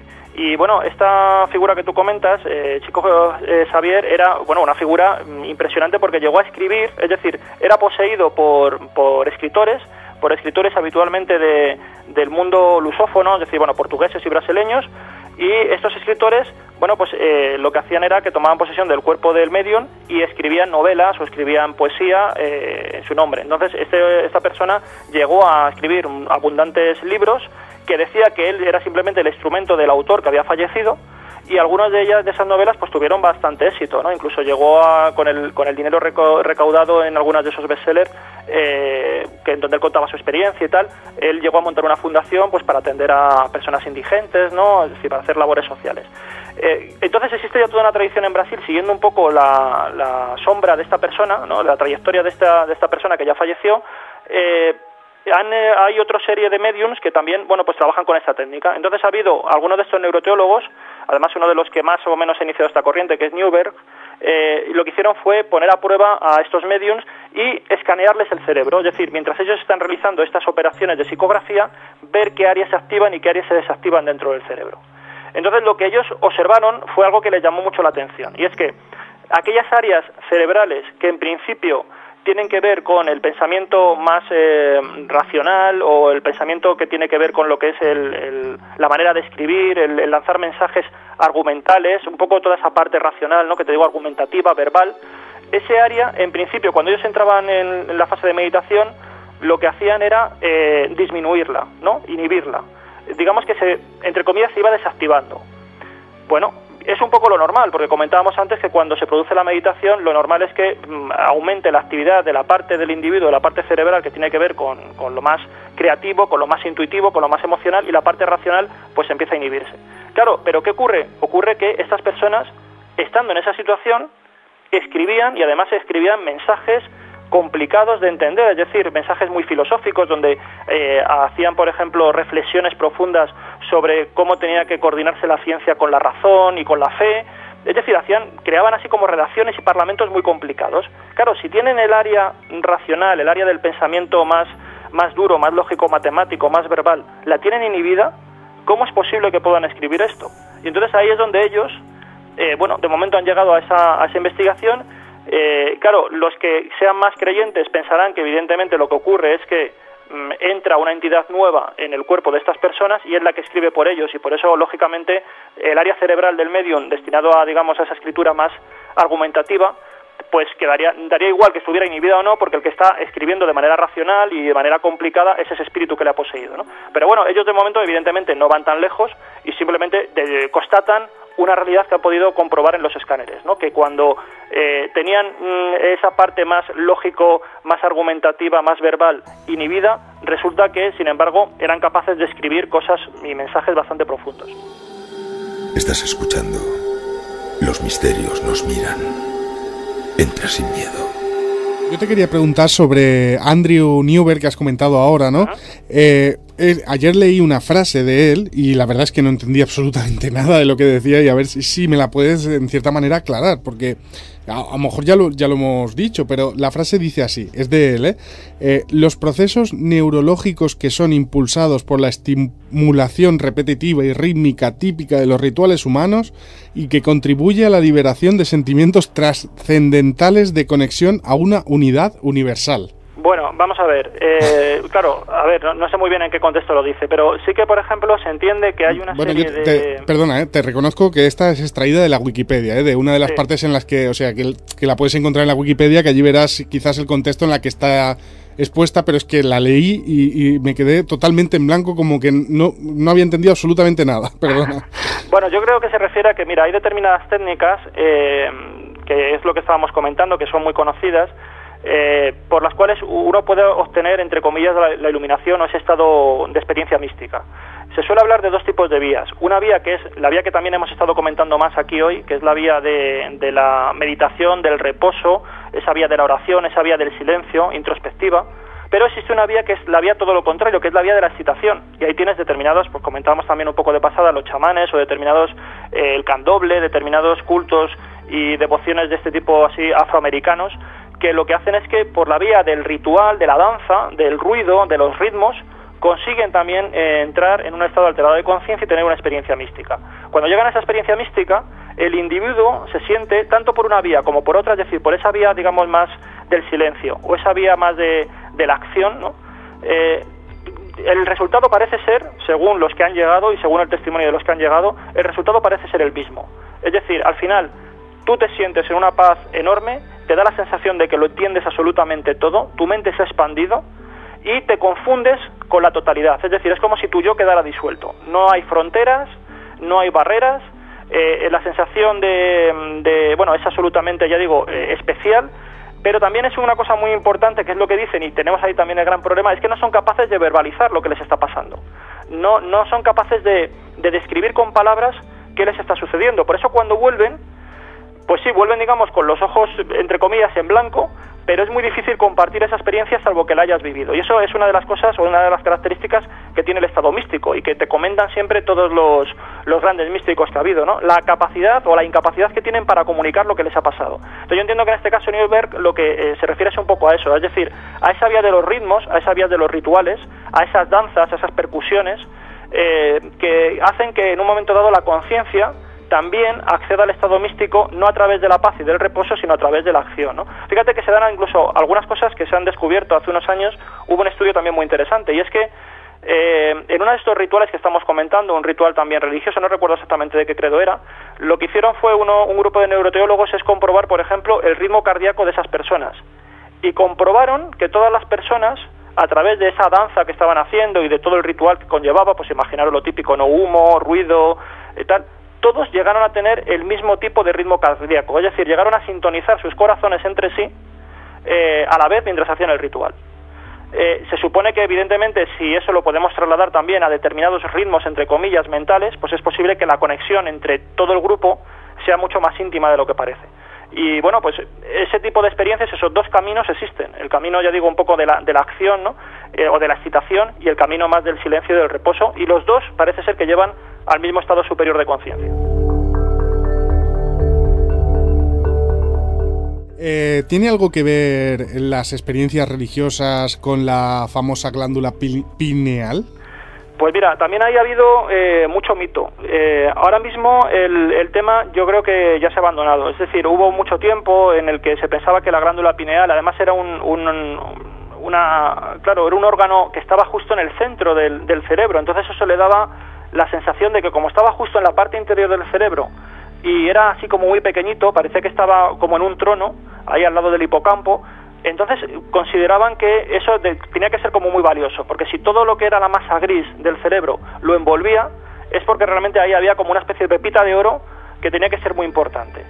Eso naturalmente se mitificó mucho. Tenemos los escritos pues de Longchamp Rampa y de otros, pero hay una gran corriente esotérica, ¿no?, que le ha dado mucho valor a la glándula pineal. Hasta hace no muchos años también hay artículos dentro de lo que es la parapsicología más seria que también abogaban porque la glándula pineal podía tener un papel, pero hoy en día, ya que se ha profundizado mucho, que ya sabemos cómo funciona el cerebro en el sentido de que podemos verlo a través de estos escáneres que estamos comentando, esto de la neuroimagen, de la resonancia magnética, a partir de todo esto se considera que la glándula pineal pues prácticamente lo que hace es que libera una hormona que tiene mucho que ver con lo que es la regulación del sueño y de la vigilia, es decir, que tendría que ver mucho con lo que son los ciclos del sueño. Y simplemente incluso la generación de esa hormona lo que haría sería facilitarnos el sueño, pero poco más. O sea, no parece que tenga ninguna otra mayor importancia que esa labor un poco de lo que llaman también técnicamente un reloj biológico. Pero yo te lo preguntaba porque el mundo conspiranoico está ahora muy de moda esta glándula y quería saber, porque también lo he encontrado en varias páginas que hablaban de ella como algo neuroteológico, el funcionamiento de esta glándula, y por eso te lo quería preguntar. Pues yo creo que están un poco desfasados, porque ahora mismo hay ¿qué te voy a decir? Pues por ejemplo conocimientos o aspectos de la mente mucho más apasionantes o descubrimientos muy recientes que son mucho más prometedores que la glándula pineal. La glándula pineal sí, lo que pasa que claro, como ha venido siempre asociada a muchas corrientes religiosas y sobre todo esotéricas dentro del ocultismo, y siempre iba asociada con esa idea del tercer ojo, por esa posición además que tenía, como te digo, central, pues supongo que claro, con todo ese bagaje, como muchas veces se van citando autores antiguos y se les considera ya que simplemente por el mero hecho de ser autores antiguos pues ya están tienen la verdad, pues supongo que un poco seguirán esa inercia, ¿no? Pero por ejemplo para mí me parece mucho más interesante en esto que estamos hablando un descubrimiento que ya hace muy poquitos años, que es lo que se llama la red neuronal por defecto, y que eso parece ser que es casi, yo lo he leído en palabras de un gran neurólogo, diciendo que era prácticamente como si hubieran descubierto un nuevo planeta. Y eso está en nuestro cerebro. Esa red neuronal por defecto es una cosa, vamos a decir así, extraña entre comillas, pero que ha abierto toda una nueva dimensión a lo que puede ser el conocimiento del yo, de la conciencia. Y consiste más o menos en lo siguiente. Por ejemplo, los investigadores descubrieron ya hace muchos años que cuando el cerebro no está haciendo nada, en principio, consume casi tanta energía como cuando está haciendo, por ejemplo, resolviendo operaciones aritméticas. Y dijeron, vamos a ver, si realmente yo ahora no estoy haciendo nada, ¿por qué hago tanto desgaste de energía? ¿A qué responde esto? Porque además, ¿para qué tanta actividad? ¿Para hacer qué? ¿Cuál es el objetivo? Bueno, con el paso del tiempo descubrieron que efectivamente lo que ocurre es que tenemos una red neuronal que se activa justo cuando nosotros, digamos, desconectamos del exterior. Yo creo que a todos nos ha pasado alguna vez esa sensación de tiempo perdido, de que de pronto estás escribiendo en el ordenador y de pronto desconectamos. O estamos conduciendo, que quizás sea la experiencia más típica, vamos conduciendo y de pronto han pasado un montón de kilómetros, no nos hemos dado ni cuenta y no hemos dejado de conducir, pero estábamos en otro lugar. Bueno, ¿dónde estábamos? Bueno, lo que ocurre es que al parecer hay un área del cerebro que se activa justo cuando se desactiva la parte que controla la atención. Y esa área que se activa, que es esa red neuronal, que además está bastante expandida en el cerebro, no estaría como muy localizada en un punto, parece ser que esa red neuronal por defecto es la que controla todo lo que tiene que ver con nuestra memoria más emocional y también con nuestras expectativas de futuro. Es decir, es un poco como la guarida del yo, para entendernos. Sería un poco el lugar donde estamos más nosotros mismos y donde más hemos roto un poco también las correas o los canales de comunicación con el exterior. Entonces, ahora mismo, para que os hagáis una idea de la importancia que puede tener esto, además en la Universidad de Barcelona, hace unos años, se descubrió que esta red neuronal por defecto tenía mucho que ver, por ejemplo, con el Alzheimer, porque, como digo, funciona como una especie de interruptor. Es decir, si tú estás atendiendo algo en el exterior, estás atento a algo, tienes fijada tu atención en algo, la red neuronal por defecto digamos que se desactiva, pero en el momento que dejas de fijar la atención en el exterior, se activa. Bueno, ¿qué ocurría? Entonces, no, digamos que no pueden estar al mismo tiempo la red, vamos a decir así, exterior y la red interior por defecto activadas, ¿no? Eso sería un inconveniente. Bueno, pues se descubrió que en las personas que tenían, por ejemplo, esquizofrenia, ocurría que tenían activada la red neuronal por defecto al mismo tiempo que el resto estaban fijando la atención en el exterior. Eso les hacía que naturalmente pensaran que escuchaban voces que venían del exterior, cuando realmente lo que hacían era escuchar las voces que les estaba generando, o su yo interno que les estaba generando la red neuronal por defecto. Bueno, esto es dicho así muy, digamos muy sintéticamente, ¿no? Pero más o menos, digamos que había ese gran problema de que ese otro yo que estaba ahí, de pronto se activaba al mismo tiempo, y claro, generaba un problema de que el paciente, el esquizofrénico, no sabía realmente de dónde le venían las voces. Y es lo que le pasa a un esquizofrénico, que él escucha una serie de voces, o escucha o ve una serie de situaciones que considera que están fuera, pero realmente las está provocando su mente. Y es por esta anomalía, ¿no? Por este desajuste que se produce, por lo menos sería una de las razones, luego hay muchas más, pero sería uno de los factores que intervienen en la esquizofrenia, ¿no? El hecho de que no está bien regulado la activación y desactivación de la red neuronal por defecto.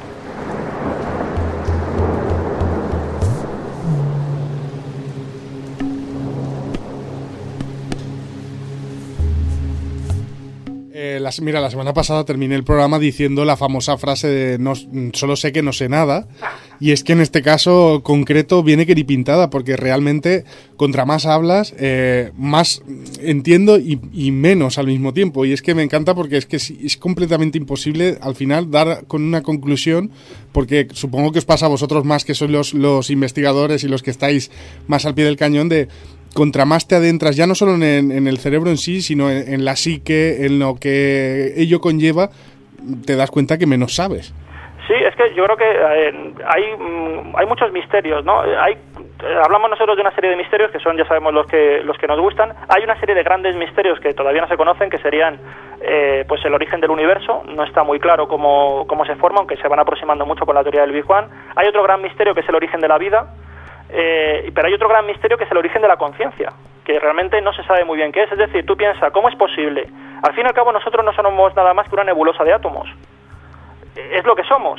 Pero ¿por qué en un momento dado esa nebulosa de átomos consigue pensar y consigue tener un yo? ¿Qué salto cualitativo se produce ahí? ¿Qué cambio se produce dentro de esa masa de átomos, de partículas subatómicas, para que eso de pronto se transforme primero en vida y luego además en vida inteligente? Claro, eso es algo absolutamente fascinante, porque no dejamos de ser materia.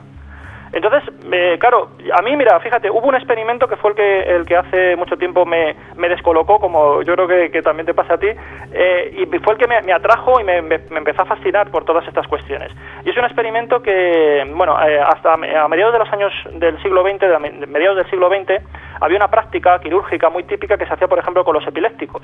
Y era que, vosotros sabéis que nuestro cerebro se divide en dos hemisferios, y los hemisferios están conectados entre sí por una parte que se llama el cuerpo calloso, que son una serie de fibras que, como digo, sirven un poco de puente de un lado a otro del cerebro. Bueno, pues lo que hacían en los epilépticos era cortarles el cuerpo calloso, y eso lo hacían para ese seccionamiento del cuerpo de calloso, lo hacían para que, si tuviera una crisis epiléptica en un lado del cerebro, no traspasara al otro lado del cerebro y, por lo tanto, no provocara, pues no se potenciara, ¿no? De una manera como de aislar la enfermedad cuando se producía. Entonces, bueno, en principio esto lo cortaron y dijeron, y la gente que le habían cortado, le habían seccionado así el cuerpo calloso, pues tenía un comportamiento normal. No notaron que en su conducta diaria, pues, presentara algún tipo de problema, ¿no? Que viera mal las cosas o que no pudiera hablar, no sé, algún tipo de discapacidad. Bueno, en principio todo iba bien, pero empezaron a investigar y se dieron cuenta que efectivamente había algunas cosas que no terminaban de funcionar, que en un momento dado se veía que efectivamente que eso había tenido sus consecuencias, ¿no? Y, por ejemplo, hacían una prueba experimental. Bueno, vosotros sabéis que hay una cosa dentro de lo que es el cuerpo humano, el cerebro humano, que es lo que se llama la lateralidad, es decir, el hemisferio derecho del cerebro, digamos que controla la parte de las sensaciones y la motricidad del lado izquierdo de nuestro cuerpo, y a la inversa, el lado derecho, el hemisferio derecho el hemisferio izquierdo controla el lado derecho. Es decir, digamos que tenemos como una especie de cruce de cables, ¿no? O sea, las sensaciones y la capacidad para la acción en nuestro cerebro está cruzada. Y bueno, lo que hicieron fue una prueba muy curiosa, a ver si os la puedo explicar bien, que era la siguiente. Lo que hicieron fue taparle a estos enfermos epilépticos, les taparon un ojo, les taparon el ojo derecho, y en el campo visual del ojo izquierdo les pusieron una imagen. Bueno, cuando les preguntaban a estas personas que dijeran qué es lo que habían visto, decían que no veían nada. Pero si le pedían que con la mano izquierda escribieran o dibujaran lo que habían visto, eran capaces de hacerlo. ¿Por qué? Porque, por lo que estábamos comentando, la imagen estaba en el campo visual izquierdo. Por lo tanto, la imagen, digamos que se procesaba en el lado derecho del cerebro. Y la mano izquierda, con la que luego dibujaban, se gestiona desde el lado derecho. Por lo tanto, ellos podían dibujar, porque la información le había llegado, podían dibujar esa imagen, pero en cambio no podían verbalizarla, porque el habla está en el otro hemisferio, está controlado desde el otro hemisferio, y el otro hemisferio no había recibido la imagen. Por lo tanto, esta persona veía y no veía al mismo tiempo la imagen. Y así se hicieron un montón de experimentos. Esto además, una de las personas que hizo estos experimentos luego le dieron el premio Nobel de Medicina y tal, y se hicieron muchas baterías con cosas curiosísimas de si eran capaces de hacer sumas. Demostraron, por ejemplo, que una persona podía hacer 2 operaciones aritméticas al mismo tiempo, o sea, como si tuviera 2 conciencias en estos casos. Bueno, cosas interesantísimas, ¿no? Hay toda una batería de estudios muy interesantes. Pero me encontré hace muy poco, hace 2 años, hay un gran investigador que es muy puntero, que se llama Ramachandran. Tiene un libro que además está traducido al castellano, se llama Fantasmas en el cerebro. Esta persona, en una conferencia que dio hace un par de años o 3, dijo que él formuló una pregunta a estas personas que tenían el cuerpo calloso seccionado. Y le formuló la pregunta de la siguiente forma. Es decir, de tal manera que a veces le contestara el hemisferio derecho o a veces le contestara el hemisferio izquierdo, ¿no? Por este sistema que hemos hecho antes. Bueno, pues le preguntó que si creía en Dios. Y lo curioso del caso es que hubo un hemisferio que le dijo que sí y otro hemisferio que le dijo que no. El hemisferio que era más intuitivo, el hemisferio derecho más intuitivo, más creativo, dijo que sí, que Dios existía. El hemisferio más racional, más lógico, decía que no, que Dios no existía. No sé, ahora mismo no sé qué decirte. O sea, me reitero en lo que te he dicho antes. Me encanta porque cada vez aprendo más y veo más de las pruebas que se hacen, pero no entiendo nada, o sea... Bueno, normalmente ya sabes que siempre que se descubre algo, que decían que no se descubren o no se obtienen respuestas, se obtienen nuevas preguntas, ¿no? Pues yo creo que es un poco lo que ocurre. Desde luego que sí. Bueno, vamos a cambiar un momento de tema, todavía con la neuroteología. Yo, como te digo, he estado indagando por internet todo lo que he podido y me he encontrado también algo que es una especie de pelea que hay entre los que dicen ser más afines a la ciencia y los que dicen ser más afines a la espiritualidad, y aseguran que estas dos son completamente incompatibles. ¿Tú crees que es así?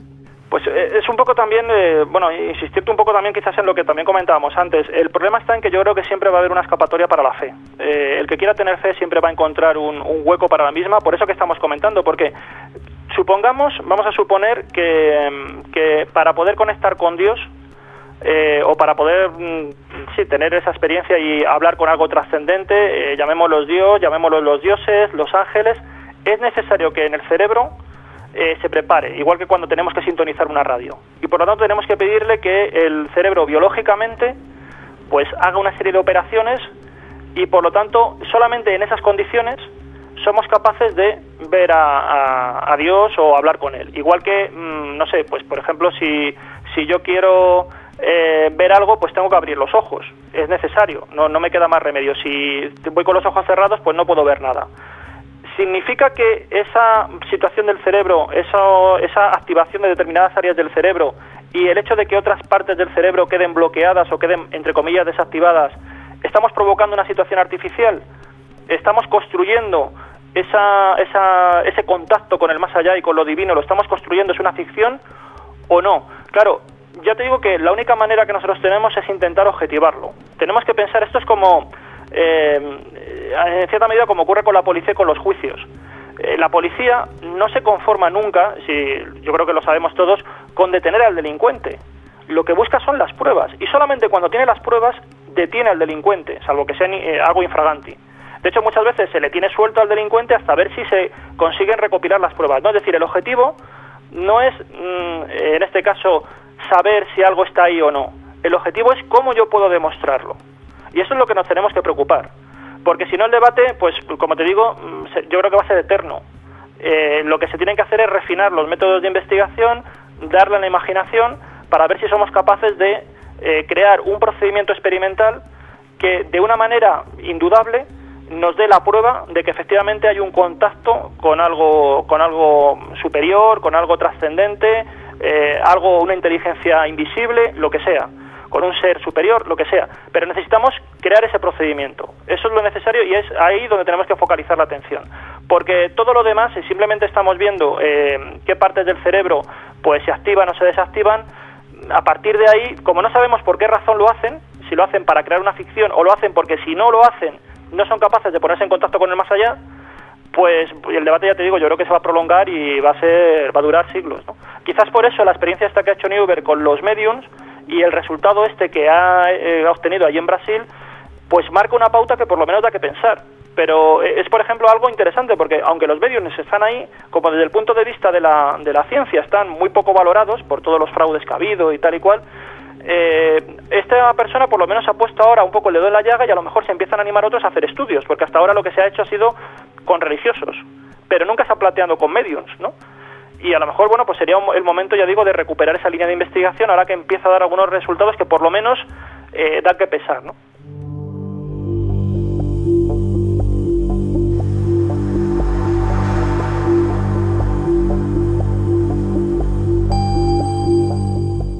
Pero mucho me temo que la discusión va a estar ahí todavía por mucho tiempo, seguro. Claro. Porque igualmente es que son pasionales los dos, tanto el religioso como el científico son pasionales, es lo que hablábamos al principio de todo, ¿no? Es que además hay que tener en cuenta que no son, ¿qué te digo yo? No son debates puramente técnicos o puramente académicos, ¿no? Muchas veces lo que hay detrás es lo que tú dices. Claro, hay son sentimentales. unos intereses, hay unas ideologías y están en juego muchas cosas. Exacto. Si ahora mismo se demuestra que todo lo que tiene que ver con lo religioso es una pura ficción cerebral, pues todo lo que son las iglesias y todo lo que suponen las creencias en el sentido institucional del término se viene abajo. Y hay mucha gente que no sé hasta qué punto podría asumir eso. Pero es cierto que también nos estamos abocando a un nuevo tipo de espiritualidad, lo que eran las grandes religiones que comentaba yo antes, estas neolíticas, con la idea de un dios, con una veneración, un culto, está cambiando. Yo creo que la espiritualidad hacia la que vamos ahora en el siglo XXI está tomando unos tintes muy distintos. Yo creo que todos conocemos gente que en principio es católica, pero que realmente de católica tiene muy poco porque se han hecho su dios a su medida. Pero eso lo tienes incluso gente que a lo mejor tiene sotana. Entonces, yo creo que vamos un poco en esa línea porque hay una serie de avances dentro de lo que es la ciencia, la tecnología, el conocimiento actual. Todo esto que estamos comentando de cómo el cerebro nos engaña, cómo nos engaña y también nos potencia, porque ya digo que muchas de estas cosas también son beneficiosas. Todo esto nos tiene que dar que pensar y obliga a que naturalmente determinadas creencias que se han venido sosteniendo durante mucho tiempo haya ahora mismo que cuestionarlas o por lo menos haya que depurarlas. Entonces seguramente vamos abocados a un mundo que a lo mejor no sea religioso, pero sí que va a ser espiritual. Y yo creo que ese es un poco el camino al que creo que vamos. Y claro, en ese camino, pues seguramente pues las grandes religiones con sus rigideces y tal, a lo mejor no tienen mucho sentido. Pero luego, claro, uno ve, por ejemplo, los movimientos musulmanes y el islamismo y tal, y se encuentra con cosas que pensaba que a lo mejor pues no eran muy lógicas en el siglo XXI, ¿no? Pero en fin, no sé, el ser humano también en esto es extraño y también va un poco por geografías, ¿no? Por lugares del planeta. Sí, desde luego que tampoco tiene nada que ver lo que es la religiosidad con las iglesias o iglesias de cada una de las religiones. Es un tema aparte. Una cosa es lo que pueda sentir uno por dentro acerca de la creencia que tenga y otra cosa son las construcciones de madera y piedra, ¿no? que albergan esa creencia. Vamos a hacer la última pregunta sobre este tema de neuroteología. Es quizás más personal y si no la quieres contestar, no la contestes, lo entendería perfectamente, porque ya digo que es algo más sentimental. Quiero saber qué crees tú, porque es una frase que he leído en varios sitios y me interesa, y que dice así, la pregunta: ¿Dios creó al hombre o el hombre creó a Dios?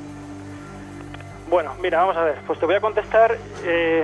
No sé si te voy a contestar bien o no. Mira, no lo sé. O contesta lo que tú creas, ¿eh? Si quieres contestar, contesta lo que tú creas, evidentemente. Porque... Lo que sí que tengo muy claro, mira, yo no sé si Dios creó al hombre o el hombre creó a Dios. No lo sé, porque claro, tendríamos que ver un poco qué entendemos por Dios. Y yo ahí, además de esto he hablado también largo y tendido con muchos compañeros y tal.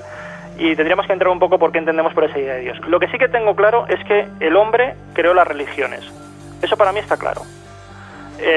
Si luego nos creó Dios o creemos además a Dios, no, pero la religión, tal como la entendemos, como un conjunto de creencias y tal, para mí es un constructo cultural clarísimo. Eso yo creo que la historia lo demuestra, y solamente el hecho de que tengamos tantas religiones y todas digan que son verdaderas ya daría que pensar. Incluso cuando hablamos del cristianismo, porque tenemos que hablar, aunque nosotros nos movemos en la órbita judeocristiana, hablaríamos realmente de cristianismos. Es increíble que un solo libro, como es la Biblia y el Nuevo Testamento, haya generado tantas corrientes, porque hay protestantes, anglicanos, mormones, católicos, testigos de Jehová, etcétera, etcétera. Entonces, yo no te sé decir eso porque ya podríamos hablar de si Dios es un principio físico, una especie de chispa que en un momento dado del universo crea las cosas y a partir de ahí luego deja que la evolución vaya de por sí, ¿no? Es decir, crear un poco las leyes de la ciencia y del universo. Hasta ahí no llego, pero sí que pienso que las religiones desde luego son un constructo humano.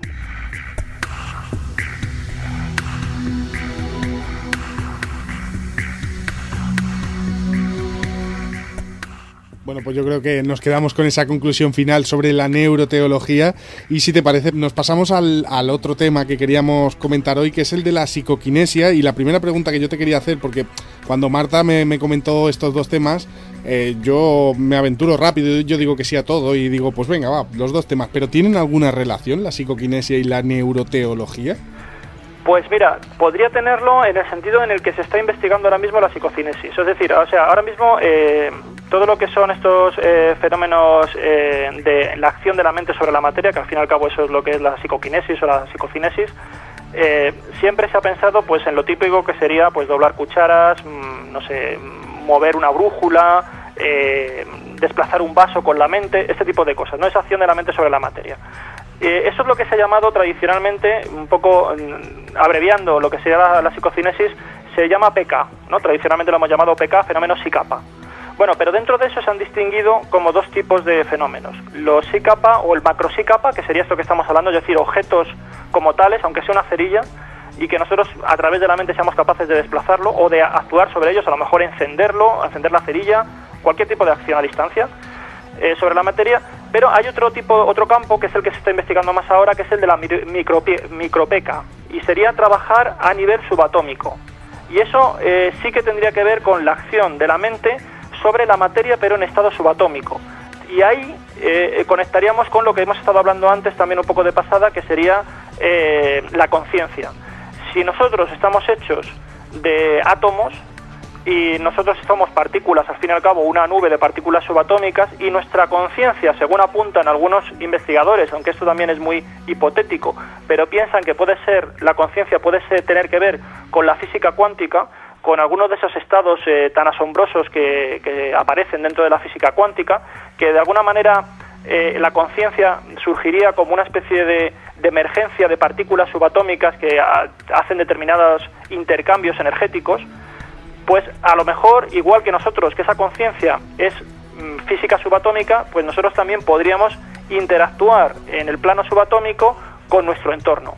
Y en ese punto, si estamos hablando de conciencia, sí que podría tener una conexión con lo que decíamos antes de la neuroteología, porque al fin y al cabo estamos hablando de capacidades cerebrales. Lo que pasa que en el primer caso, en la neuroteología, hablamos de los contenidos del cerebro, de cómo la conciencia se orienta a determinados contenidos religiosos y cómo deja su huella en el córtex cerebral, y en este otro caso estamos hablando de la conciencia y cómo dejaría su huella o sería capaz de interactuar también utilizando el cerebro, es decir, también siendo una acción o un fenómeno asociado a las neuronas, ¿no? Dicho así simplemente, pero también esa acción asociada a las neuronas impactaría o dejaría su huella en la materia. O sea que en ese sentido sí que a lo mejor podríamos conectar un poco los dos temas. Conectados estos dos temas, vamos a hacer la pregunta obligada. ¿Qué es la psicoquinesis para alguien que no lo sepa? ¿Tiene algo que ver con la telequinesis también? Pues mira, son términos sinónimos, por lo menos yo así lo veo. La única diferencia, lo único que está indicando la telequinesis es que es una acción a distancia. En cambio, cuando hablamos de psicocinesis se entiende que es el sujeto el que actúa y a través, en principio, de su mente, de ahí tendría ese prefijo sí, actuaría a través de su mente y provocaría esa acción a distancia. La diferencia a lo mejor es que podemos pensar que la telequinesis no tiene muy claro cuál es su origen. Es decir, se produce, imaginaos que estamos en una habitación y vemos mover un objeto. ¿Quién o qué ha movido el objeto a distancia? ahí estaríamos hablando de una acción de telequinesis, porque no tenemos identificada la causa. Cuando hablamos de psicocinesis, entendemos que es el sujeto de manera intencionada el que está provocando esa acción sobre la materia, ¿no? Esa sería un poco la diferencia entre un término y otro.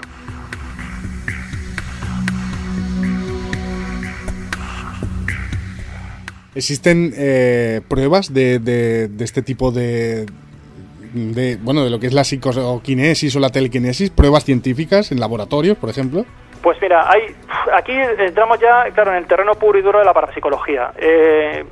Vamos a ver, aquí ha habido manifestaciones de mucho tipo. Hay una etapa que es toda la etapa del espiritismo, que va desde que las hermanas Fox en 1848 empiezan a difundir, empiezan a decir que tienen contactos con espíritus, y a partir de ahí sale toda esa corriente espírita que a veces también se transforma en una religión, que luego llega a lo que se llama la metapsíquica a principios del siglo XX, y hay toda una serie de experiencias donde se estudia la telequinesis, y hay investigaciones, pero claro, todas esas investigaciones hoy en día se ponen muy en cuarentena, porque claro, eran otros tiempos, los métodos de investigación no eran los que tan exigentes como ahora, no había los mismos métodos de control, se sabe además que había muchísimo fraude, incluso la sociedad que estaba comentando, por ejemplo la Sociedad de Investigaciones Psíquicas de Londres, en un momento dado en los años 30, dijo que todas las investigaciones prácticamente que se habían hecho en el pasado no eran válidas o no había que tenerlas muy en cuenta, es decir, un poco renegó de su pasado porque entendía que había que abrir un nuevo horizonte. Y es cierto que a partir de los años 30 cambia, se hace una investigación distinta, es la investigación famosa pues que se hace en la Universidad de Duke con Rhine, y este hombre introduce lo que serían técnicas de investigación en laboratorio. Se olvida un poco, hasta cierto punto, de los grandes mediums, se olvida un poco del espiritismo. Él parte de una hipótesis que dice que es la mente la que provoca esos cambios en la materia, en el caso de que realmente existan, y se hacen muchas pruebas de laboratorio.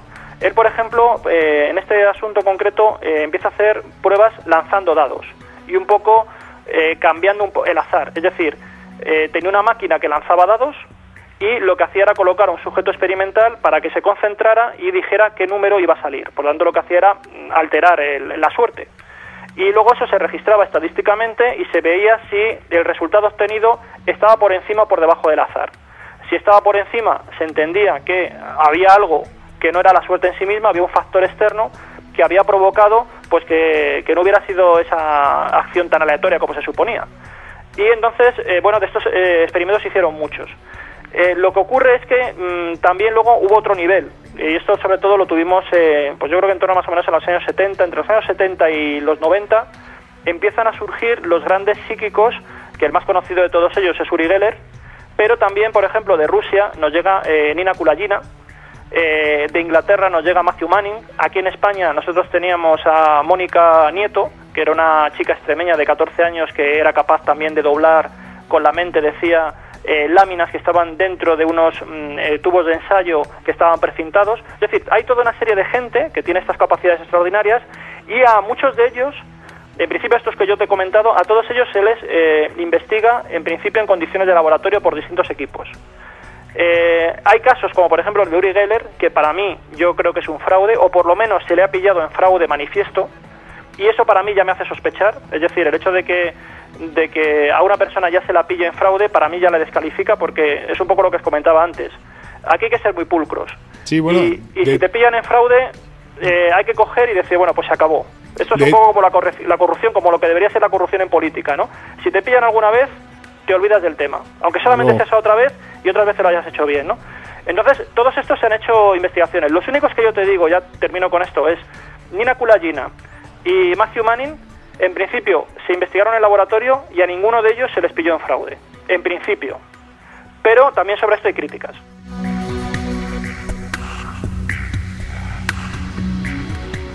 Yo lo que te quería comentar es sobre precisamente lo que has dicho de Uri Geller, que es sin duda el más famoso y el más comentado y más estudiado, como tú bien dices. Precisamente esto, si crees que personas como él, que ha habido muchas de sus actuaciones que ha quedado sobradamente demostrado que es un truco de ilusionismo, que doblaba las cucharas con algún tipo de químico, o incluso con las dos manos haciendo despistar a las personas, pues con el ilusionismo como tal. ¿Crees que este tipo de personas ha manchado de alguna manera el estudio de esta ciencia y precisamente ese mismo motivo ha hecho que la ciencia le dé la espalda a este estudio? Pues sí, claramente. O sea, por eso digo que hay que ser muy exigentes. O sea, yo entiendo, mira, más o menos estos psíquicos normalmente se suelen excusar. Dicen, por ejemplo, pues que hay veces que con tal de agradar al experimentador o al que les está haciendo la investigación, al investigador, pues ellos, con ese afán de complacerles, pues a veces cuando no tienen esa capacidad, porque es una capacidad que no pueden controlar y que es un poco espontánea, pues ellos tienen que echar mano del fraude y del truco. Y entonces ellos comentan eso, se excusan de esa manera, pero ellos aseguran y juran y perjuran que ellos tienen esa capacidad. Entonces, la cuestión sería, más o menos un poco en síntesis, sería, cuando ellos, cuando no se les pilla en fraude, se supone que ha entrado ahí la capacidad paranormal, ha funcionado la capacidad paranormal, pero cuando se les pilla en fraude, entonces es que ellos querían agradar. Claro, esto nos mete en un callejón sin salida, porque no hay manera tampoco de avanzar mucho. Y lo que tú dices ha hecho un daño terrible. Entonces, lo mejor en estos casos es que seguramente hay veces que lo que dicen, por ejemplo, los escépticos es, los escépticos, los directamente negacionistas, lo que dicen es que, cuando no se les pilló en fraude no es porque hubiera habido allí una causa paranormal, sino directamente es que falló el control del investigador. No se pusieron los medios adecuados para pillarle el fraude. Claro, lo que sí que tengo claro es que para mí quedan descalificados. Yo no sé si Uri Geller a lo mejor espontáneamente ha tenido capacidades o no. Lo cierto es lo que tú comentabas, se le ha pillado en fraude, su biografía, por ejemplo, se sabe que estaba absolutamente llena de errores hechos a propósito para un poco magnificar su historia, y cuando una persona ya va con el engaño por delante ya no es de fiar y por lo tanto no merece que sea reconocida, y es así de triste, pero tenemos que ser muy escrupulosos porque es que si no, no vamos a salir nunca de la marginalidad, o sea, nunca nos van a tomar en serio. Entonces tenemos que apelar a pruebas de calidad. Y para mí, evidentemente, lo que tú dices, esta gente, todos los que se les ha pillado en fraude, además en fraude manifiesto, pues evidentemente han hecho que la gente, incluso los propios investigadores que eran más creyentes en estas tareas, al final acaben decepcionados y ellos mismos no decidan seguir por esa línea, ¿no? Que es un poco lo que pasa ahora, ¿no? Por eso ahora están tan de capa caída los estudios parapsicológicos, ¿no?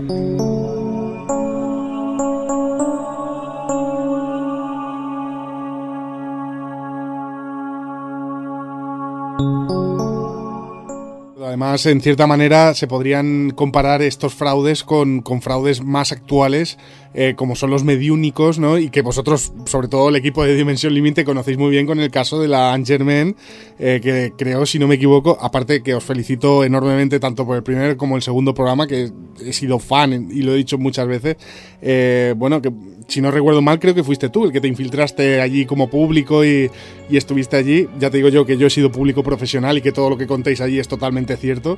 Es un poco, en cierta manera, lo mismo, ¿no? El mismo símil de lo que está pasando actualmente, ¿no?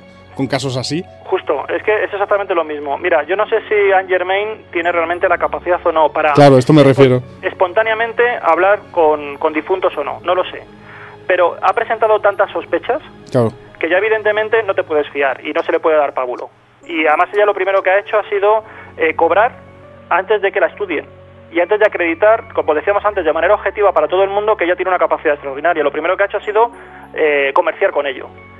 Que yo no digo ni que esté bien ni que está mal, o sea, yo entiendo que una persona que tenga determinadas capacidades, entiendo que pueda comerciar, pero si tú das un servicio, evidentemente tienes que garantizar que ese servicio es cierto y tienes que garantizárselo a los demás.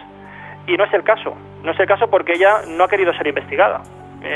No sé, porque además te decía que temía que, lo último que hablamos por ejemplo con Campillo, con alguno de ellos, es que decía que ella estaba dispuesta, pero siempre y cuando fuera un grupo de gente como muy afín, y porque además te decía que si no podían manipular los resultados, pero ella lo está manipulando en otro sentido, cuando deja que, pues ya lo sabéis, que corten determinadas escenas en la televisión, que no salgan los errores, que editen las imágenes, ¿no? Que hay un montón de cosas que se quedan en la mesa de mezclas.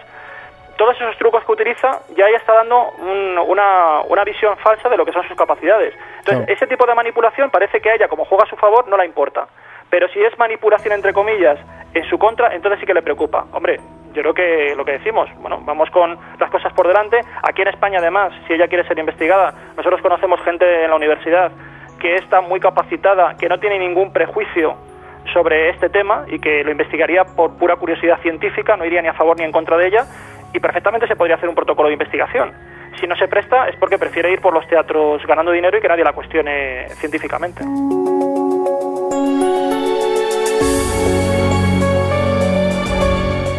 Que hemos puesto este ejemplo porque ya digo que sobre todo vosotros habéis conocido bien desde el interior, habéis hecho 2 programas al respecto que siempre recomendamos desde aquí, pero que es extrapolable a todos los mediums.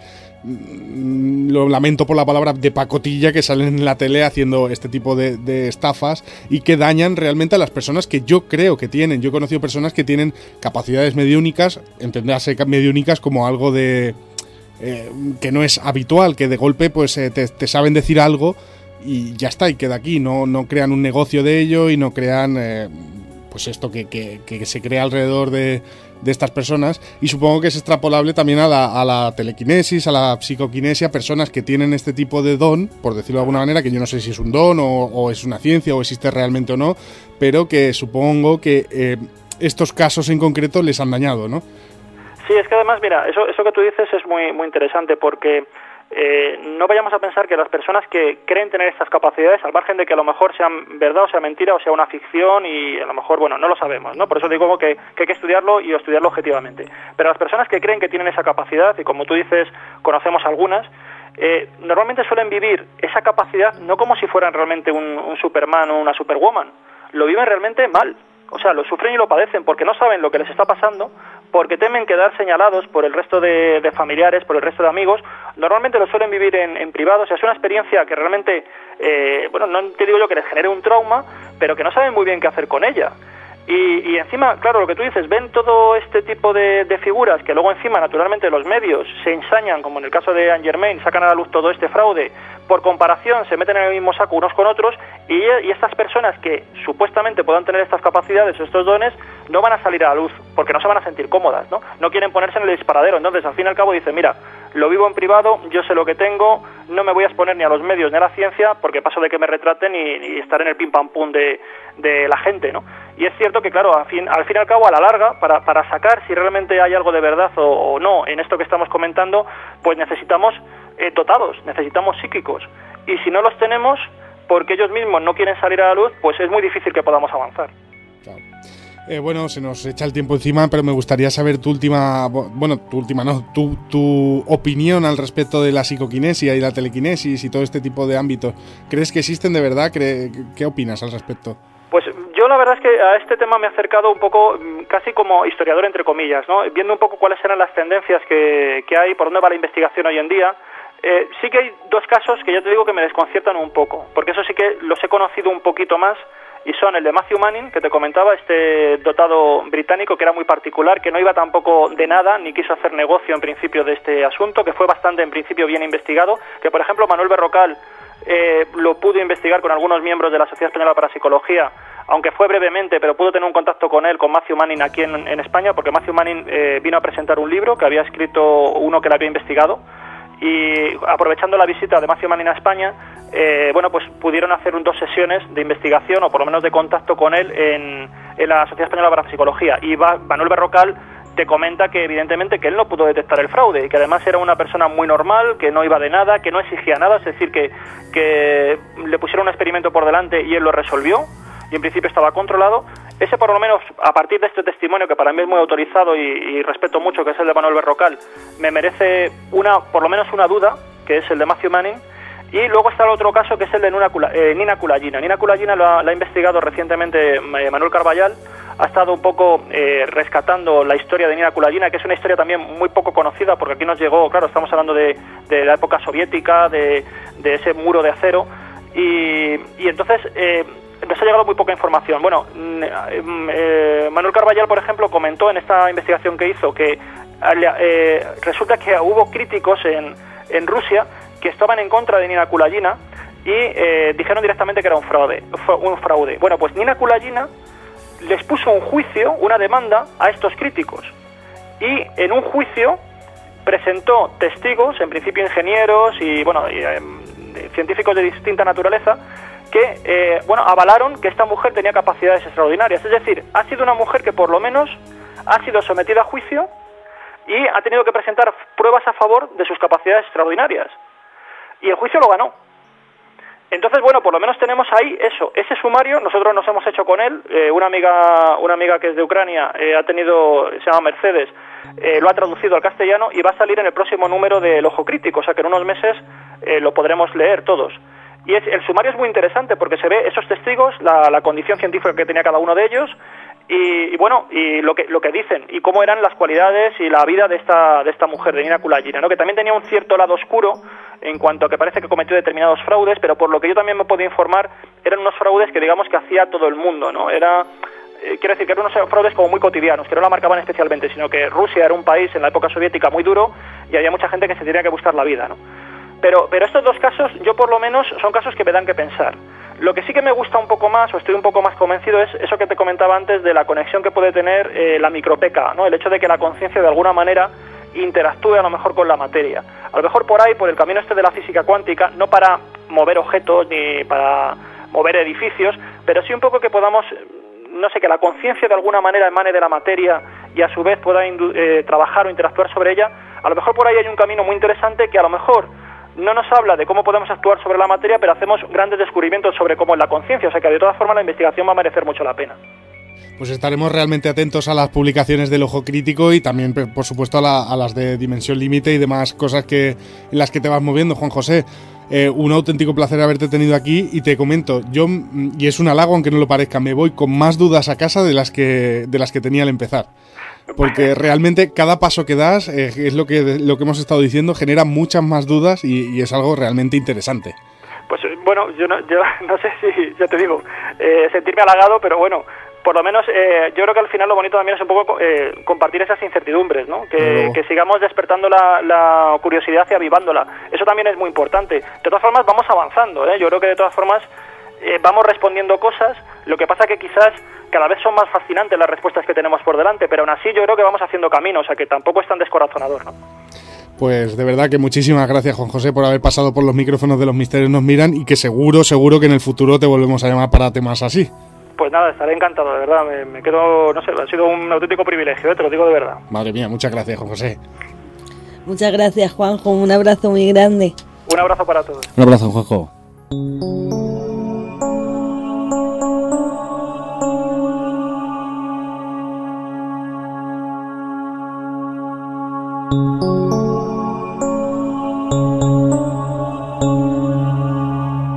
Bueno, y después de estas magistrales clases de neuroteología y también psicoquinesia, me gustaría saber la opinión de Mario y Marta. María José ha tenido que marchar, sobre lo que hemos escuchado hoy. Mario. Bueno, a ver, el tema es súper apasionante, ¿no? Ahí me ha dejado alucinado. La verdad es que, bueno, lo que me ha llamado mucho la atención, posiblemente dentro del cerebro, lo que hablábamos, ¿no? De la activación de la zona frontal, ¿no? Que posiblemente al activarse, pues obviamente al restar importancia a la zona parietal, que es la que rige, digamos, el espacio-tiempo, al perder, digamos, esa noción de nosotros mismos, es como si sufriéramos pues esa elevación, ¿no?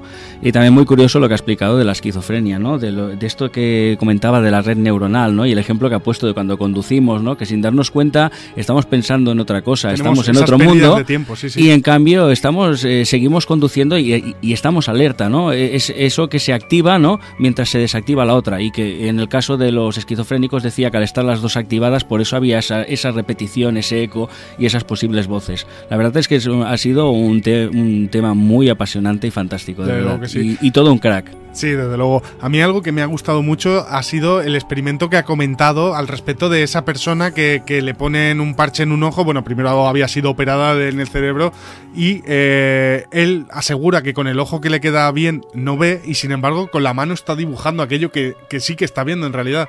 O sea, es una muestra de que el cerebro es alucinante en todos los aspectos. Dicen una falsa frase que dicen que solo usamos un porcentaje mínimo del cerebro, y eso es falso, se usa todo.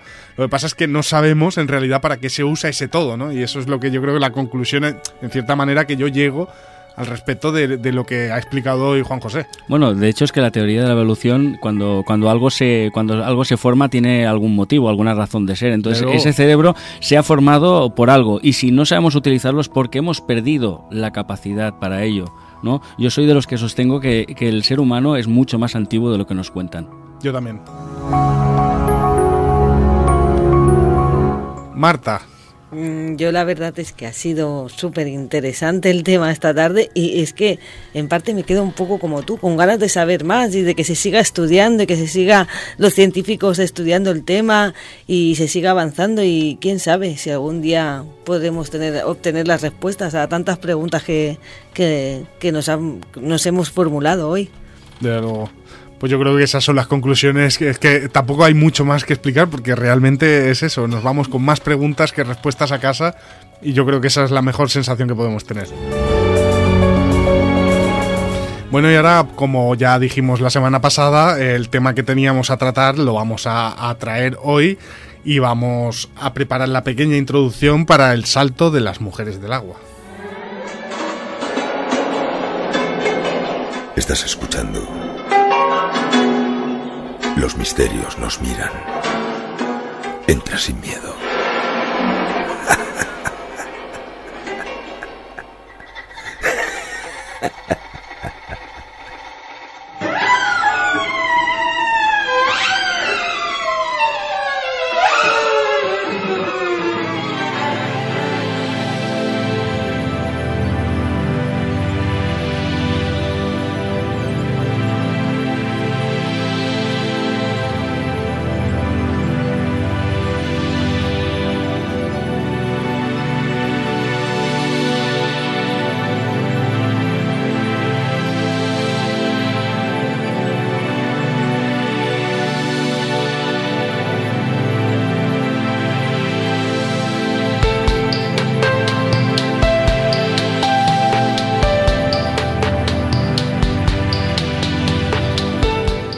En todos los bosques y lugares de nuestra España existen cientos de historias, cuentos, rondallas y leyendas que hacen que algunos de estos enclaves sean especialmente dignos de mención. Por suerte nuestra comarca está realmente bien nutrida de ellos y hoy os vamos a explicar una leyenda que tiene lugar muy cerca de aquí, en la pequeña población de San Iscla de Vallalta y que es conocida como el Salto de las Mujeres del Agua. Una historia que mezcla el amor y el misterio con una magia como solo en sitios enigmáticos como este se pueden encontrar.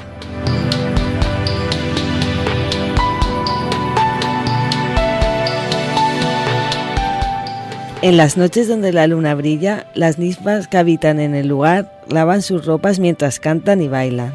También se habla que los pastores de antaño pernoctaban por estos lares y valles. Entre ellos un pastor joven y guapo, que una noche descansaba cerca del arroyo de la Poza. En un momento determinado, se despertó sobresaltado, al sentir unas voces dulces que le embelesaron de inmediato. Atraído por los cánticos, se acercó al lugar donde provenían estas, y en esos momentos fue cuando vio a las ninfas del agua, bailando y cantando. Él seguía escondido, viendo las danzas de aquellas bellas habitantes de los bosques, de pies desnudos y largos cabellos. Una de ellas llamó su atención, quedando completamente enamorado en ese instante.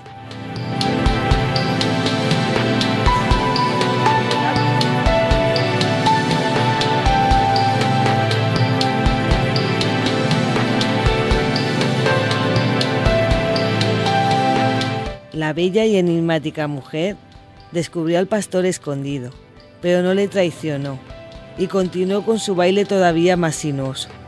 El pastor, noche tras noche, acudía al lugar, pero sin suerte, al transcurrir un mes y al llegar de nuevo la luna llena, las ninfas volvieron a lavar sus ropas, a cantar y danzar, y la bella del agua, siendo consciente de que el pastor la observaba escondido, se fue acercando a él cada vez más, hasta que se encontraron, desapareciendo juntos los dos en mitad del bosque, dando rienda suelta a su amor.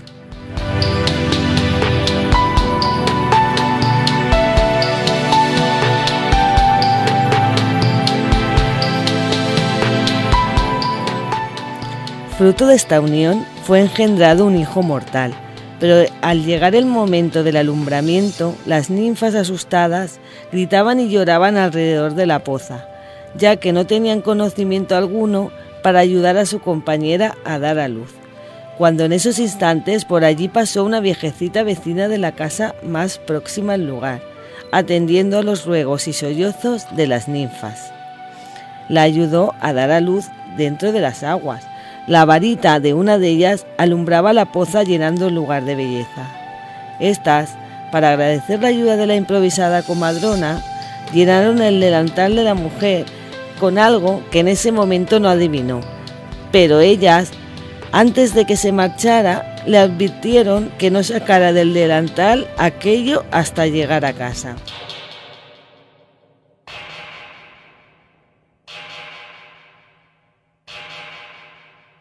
En el camino, la curiosidad pudo más y abrió el paquete. Dentro había granos de trigo, y esta, malhumorada, los tiró por el camino pensando que ya tenía suficientemente trigo en casa. Una vez llegado al hogar, sus familiares observaron el delantal de la mujer quedando maravillados ante lo que estaban viendo. Donde hacía unos minutos había granos de trigo, las virutas que le quedaban en el delantal se habían convertido en oro puro. Esta creyó enloquecer volviendo al lugar, pero las ninfas ya no estaban. Se metió dentro del agua en busca de oro, siendo engullida por las aguas a modo de castigo. El pastor, aquel que atentó contra las divinidades del bosque, fue condenado a vagar por las montañas del Monnegra por siempre, y dicen que en las noches de luna llena se siguen escuchando los sollozos del joven enamorado, buscando a su amada, y que cerca de la poza todavía se oye a la mujer ahogada por su codicia.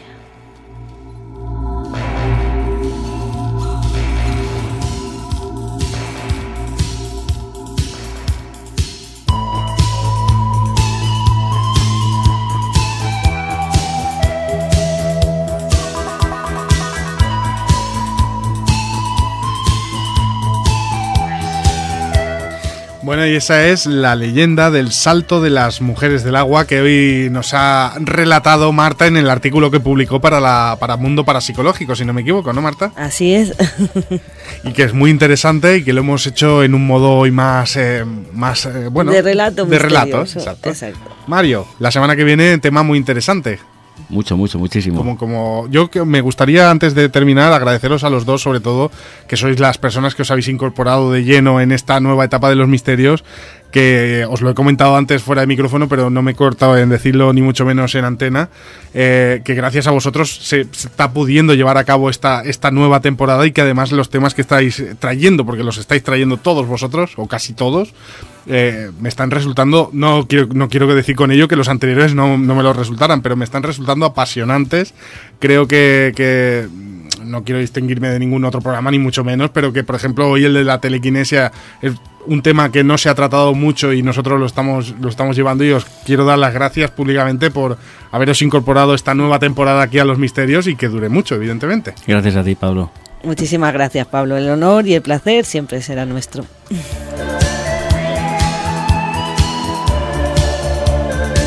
Mario, hasta la semana que viene. Hasta la semana que viene. Marta, hasta la semana que viene. Hasta la semana que viene. Y a María José, que se ha marchado, también hasta la semana que viene.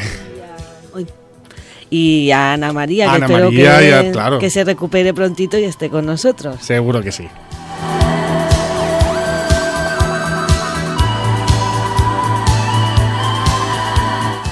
Bueno, y llegamos al final de una nueva edición de Los Misterios Nos Miran, que como siempre esperamos que os haya gustado y haya servido para conocer un poco más nuestro propio interior.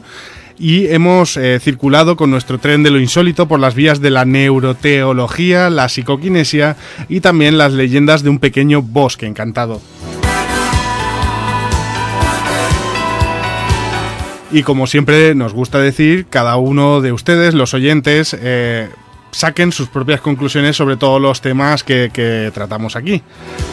No me gustaría terminar sin dejar de recordar que ayer 19 de febrero, y quizás nada tenga que ver con los temas que hemos hablado precisamente hoy, se cumplieron 540 años del nacimiento de una de las mentes más privilegiadas y además padre de la astronomía moderna, Nicolás Copérnico.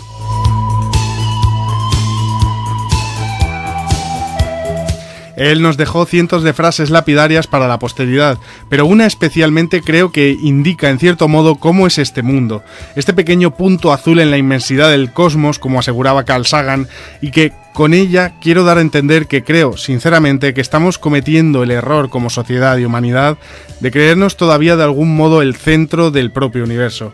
Y esta frase dice así: que nadie espere nada seguro de la astronomía, pues nada cierto ofrece.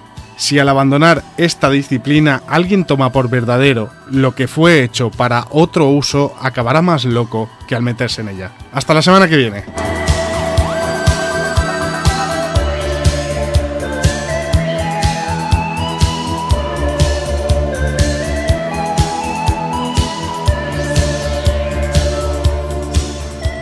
Bienvenido, bienvenida. Esto es Edenex, la radio del misterio en Internet.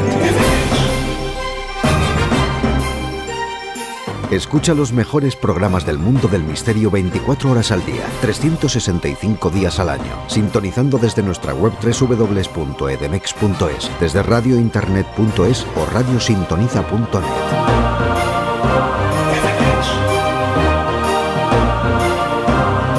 Descubre los enigmas del hombre y del universo. Adéntrate en lo desconocido. Sorpréndete con Radio Edenex.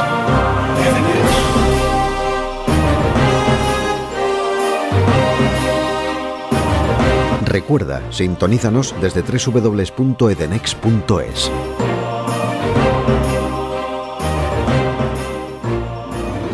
Edenex, un universo por descubrir.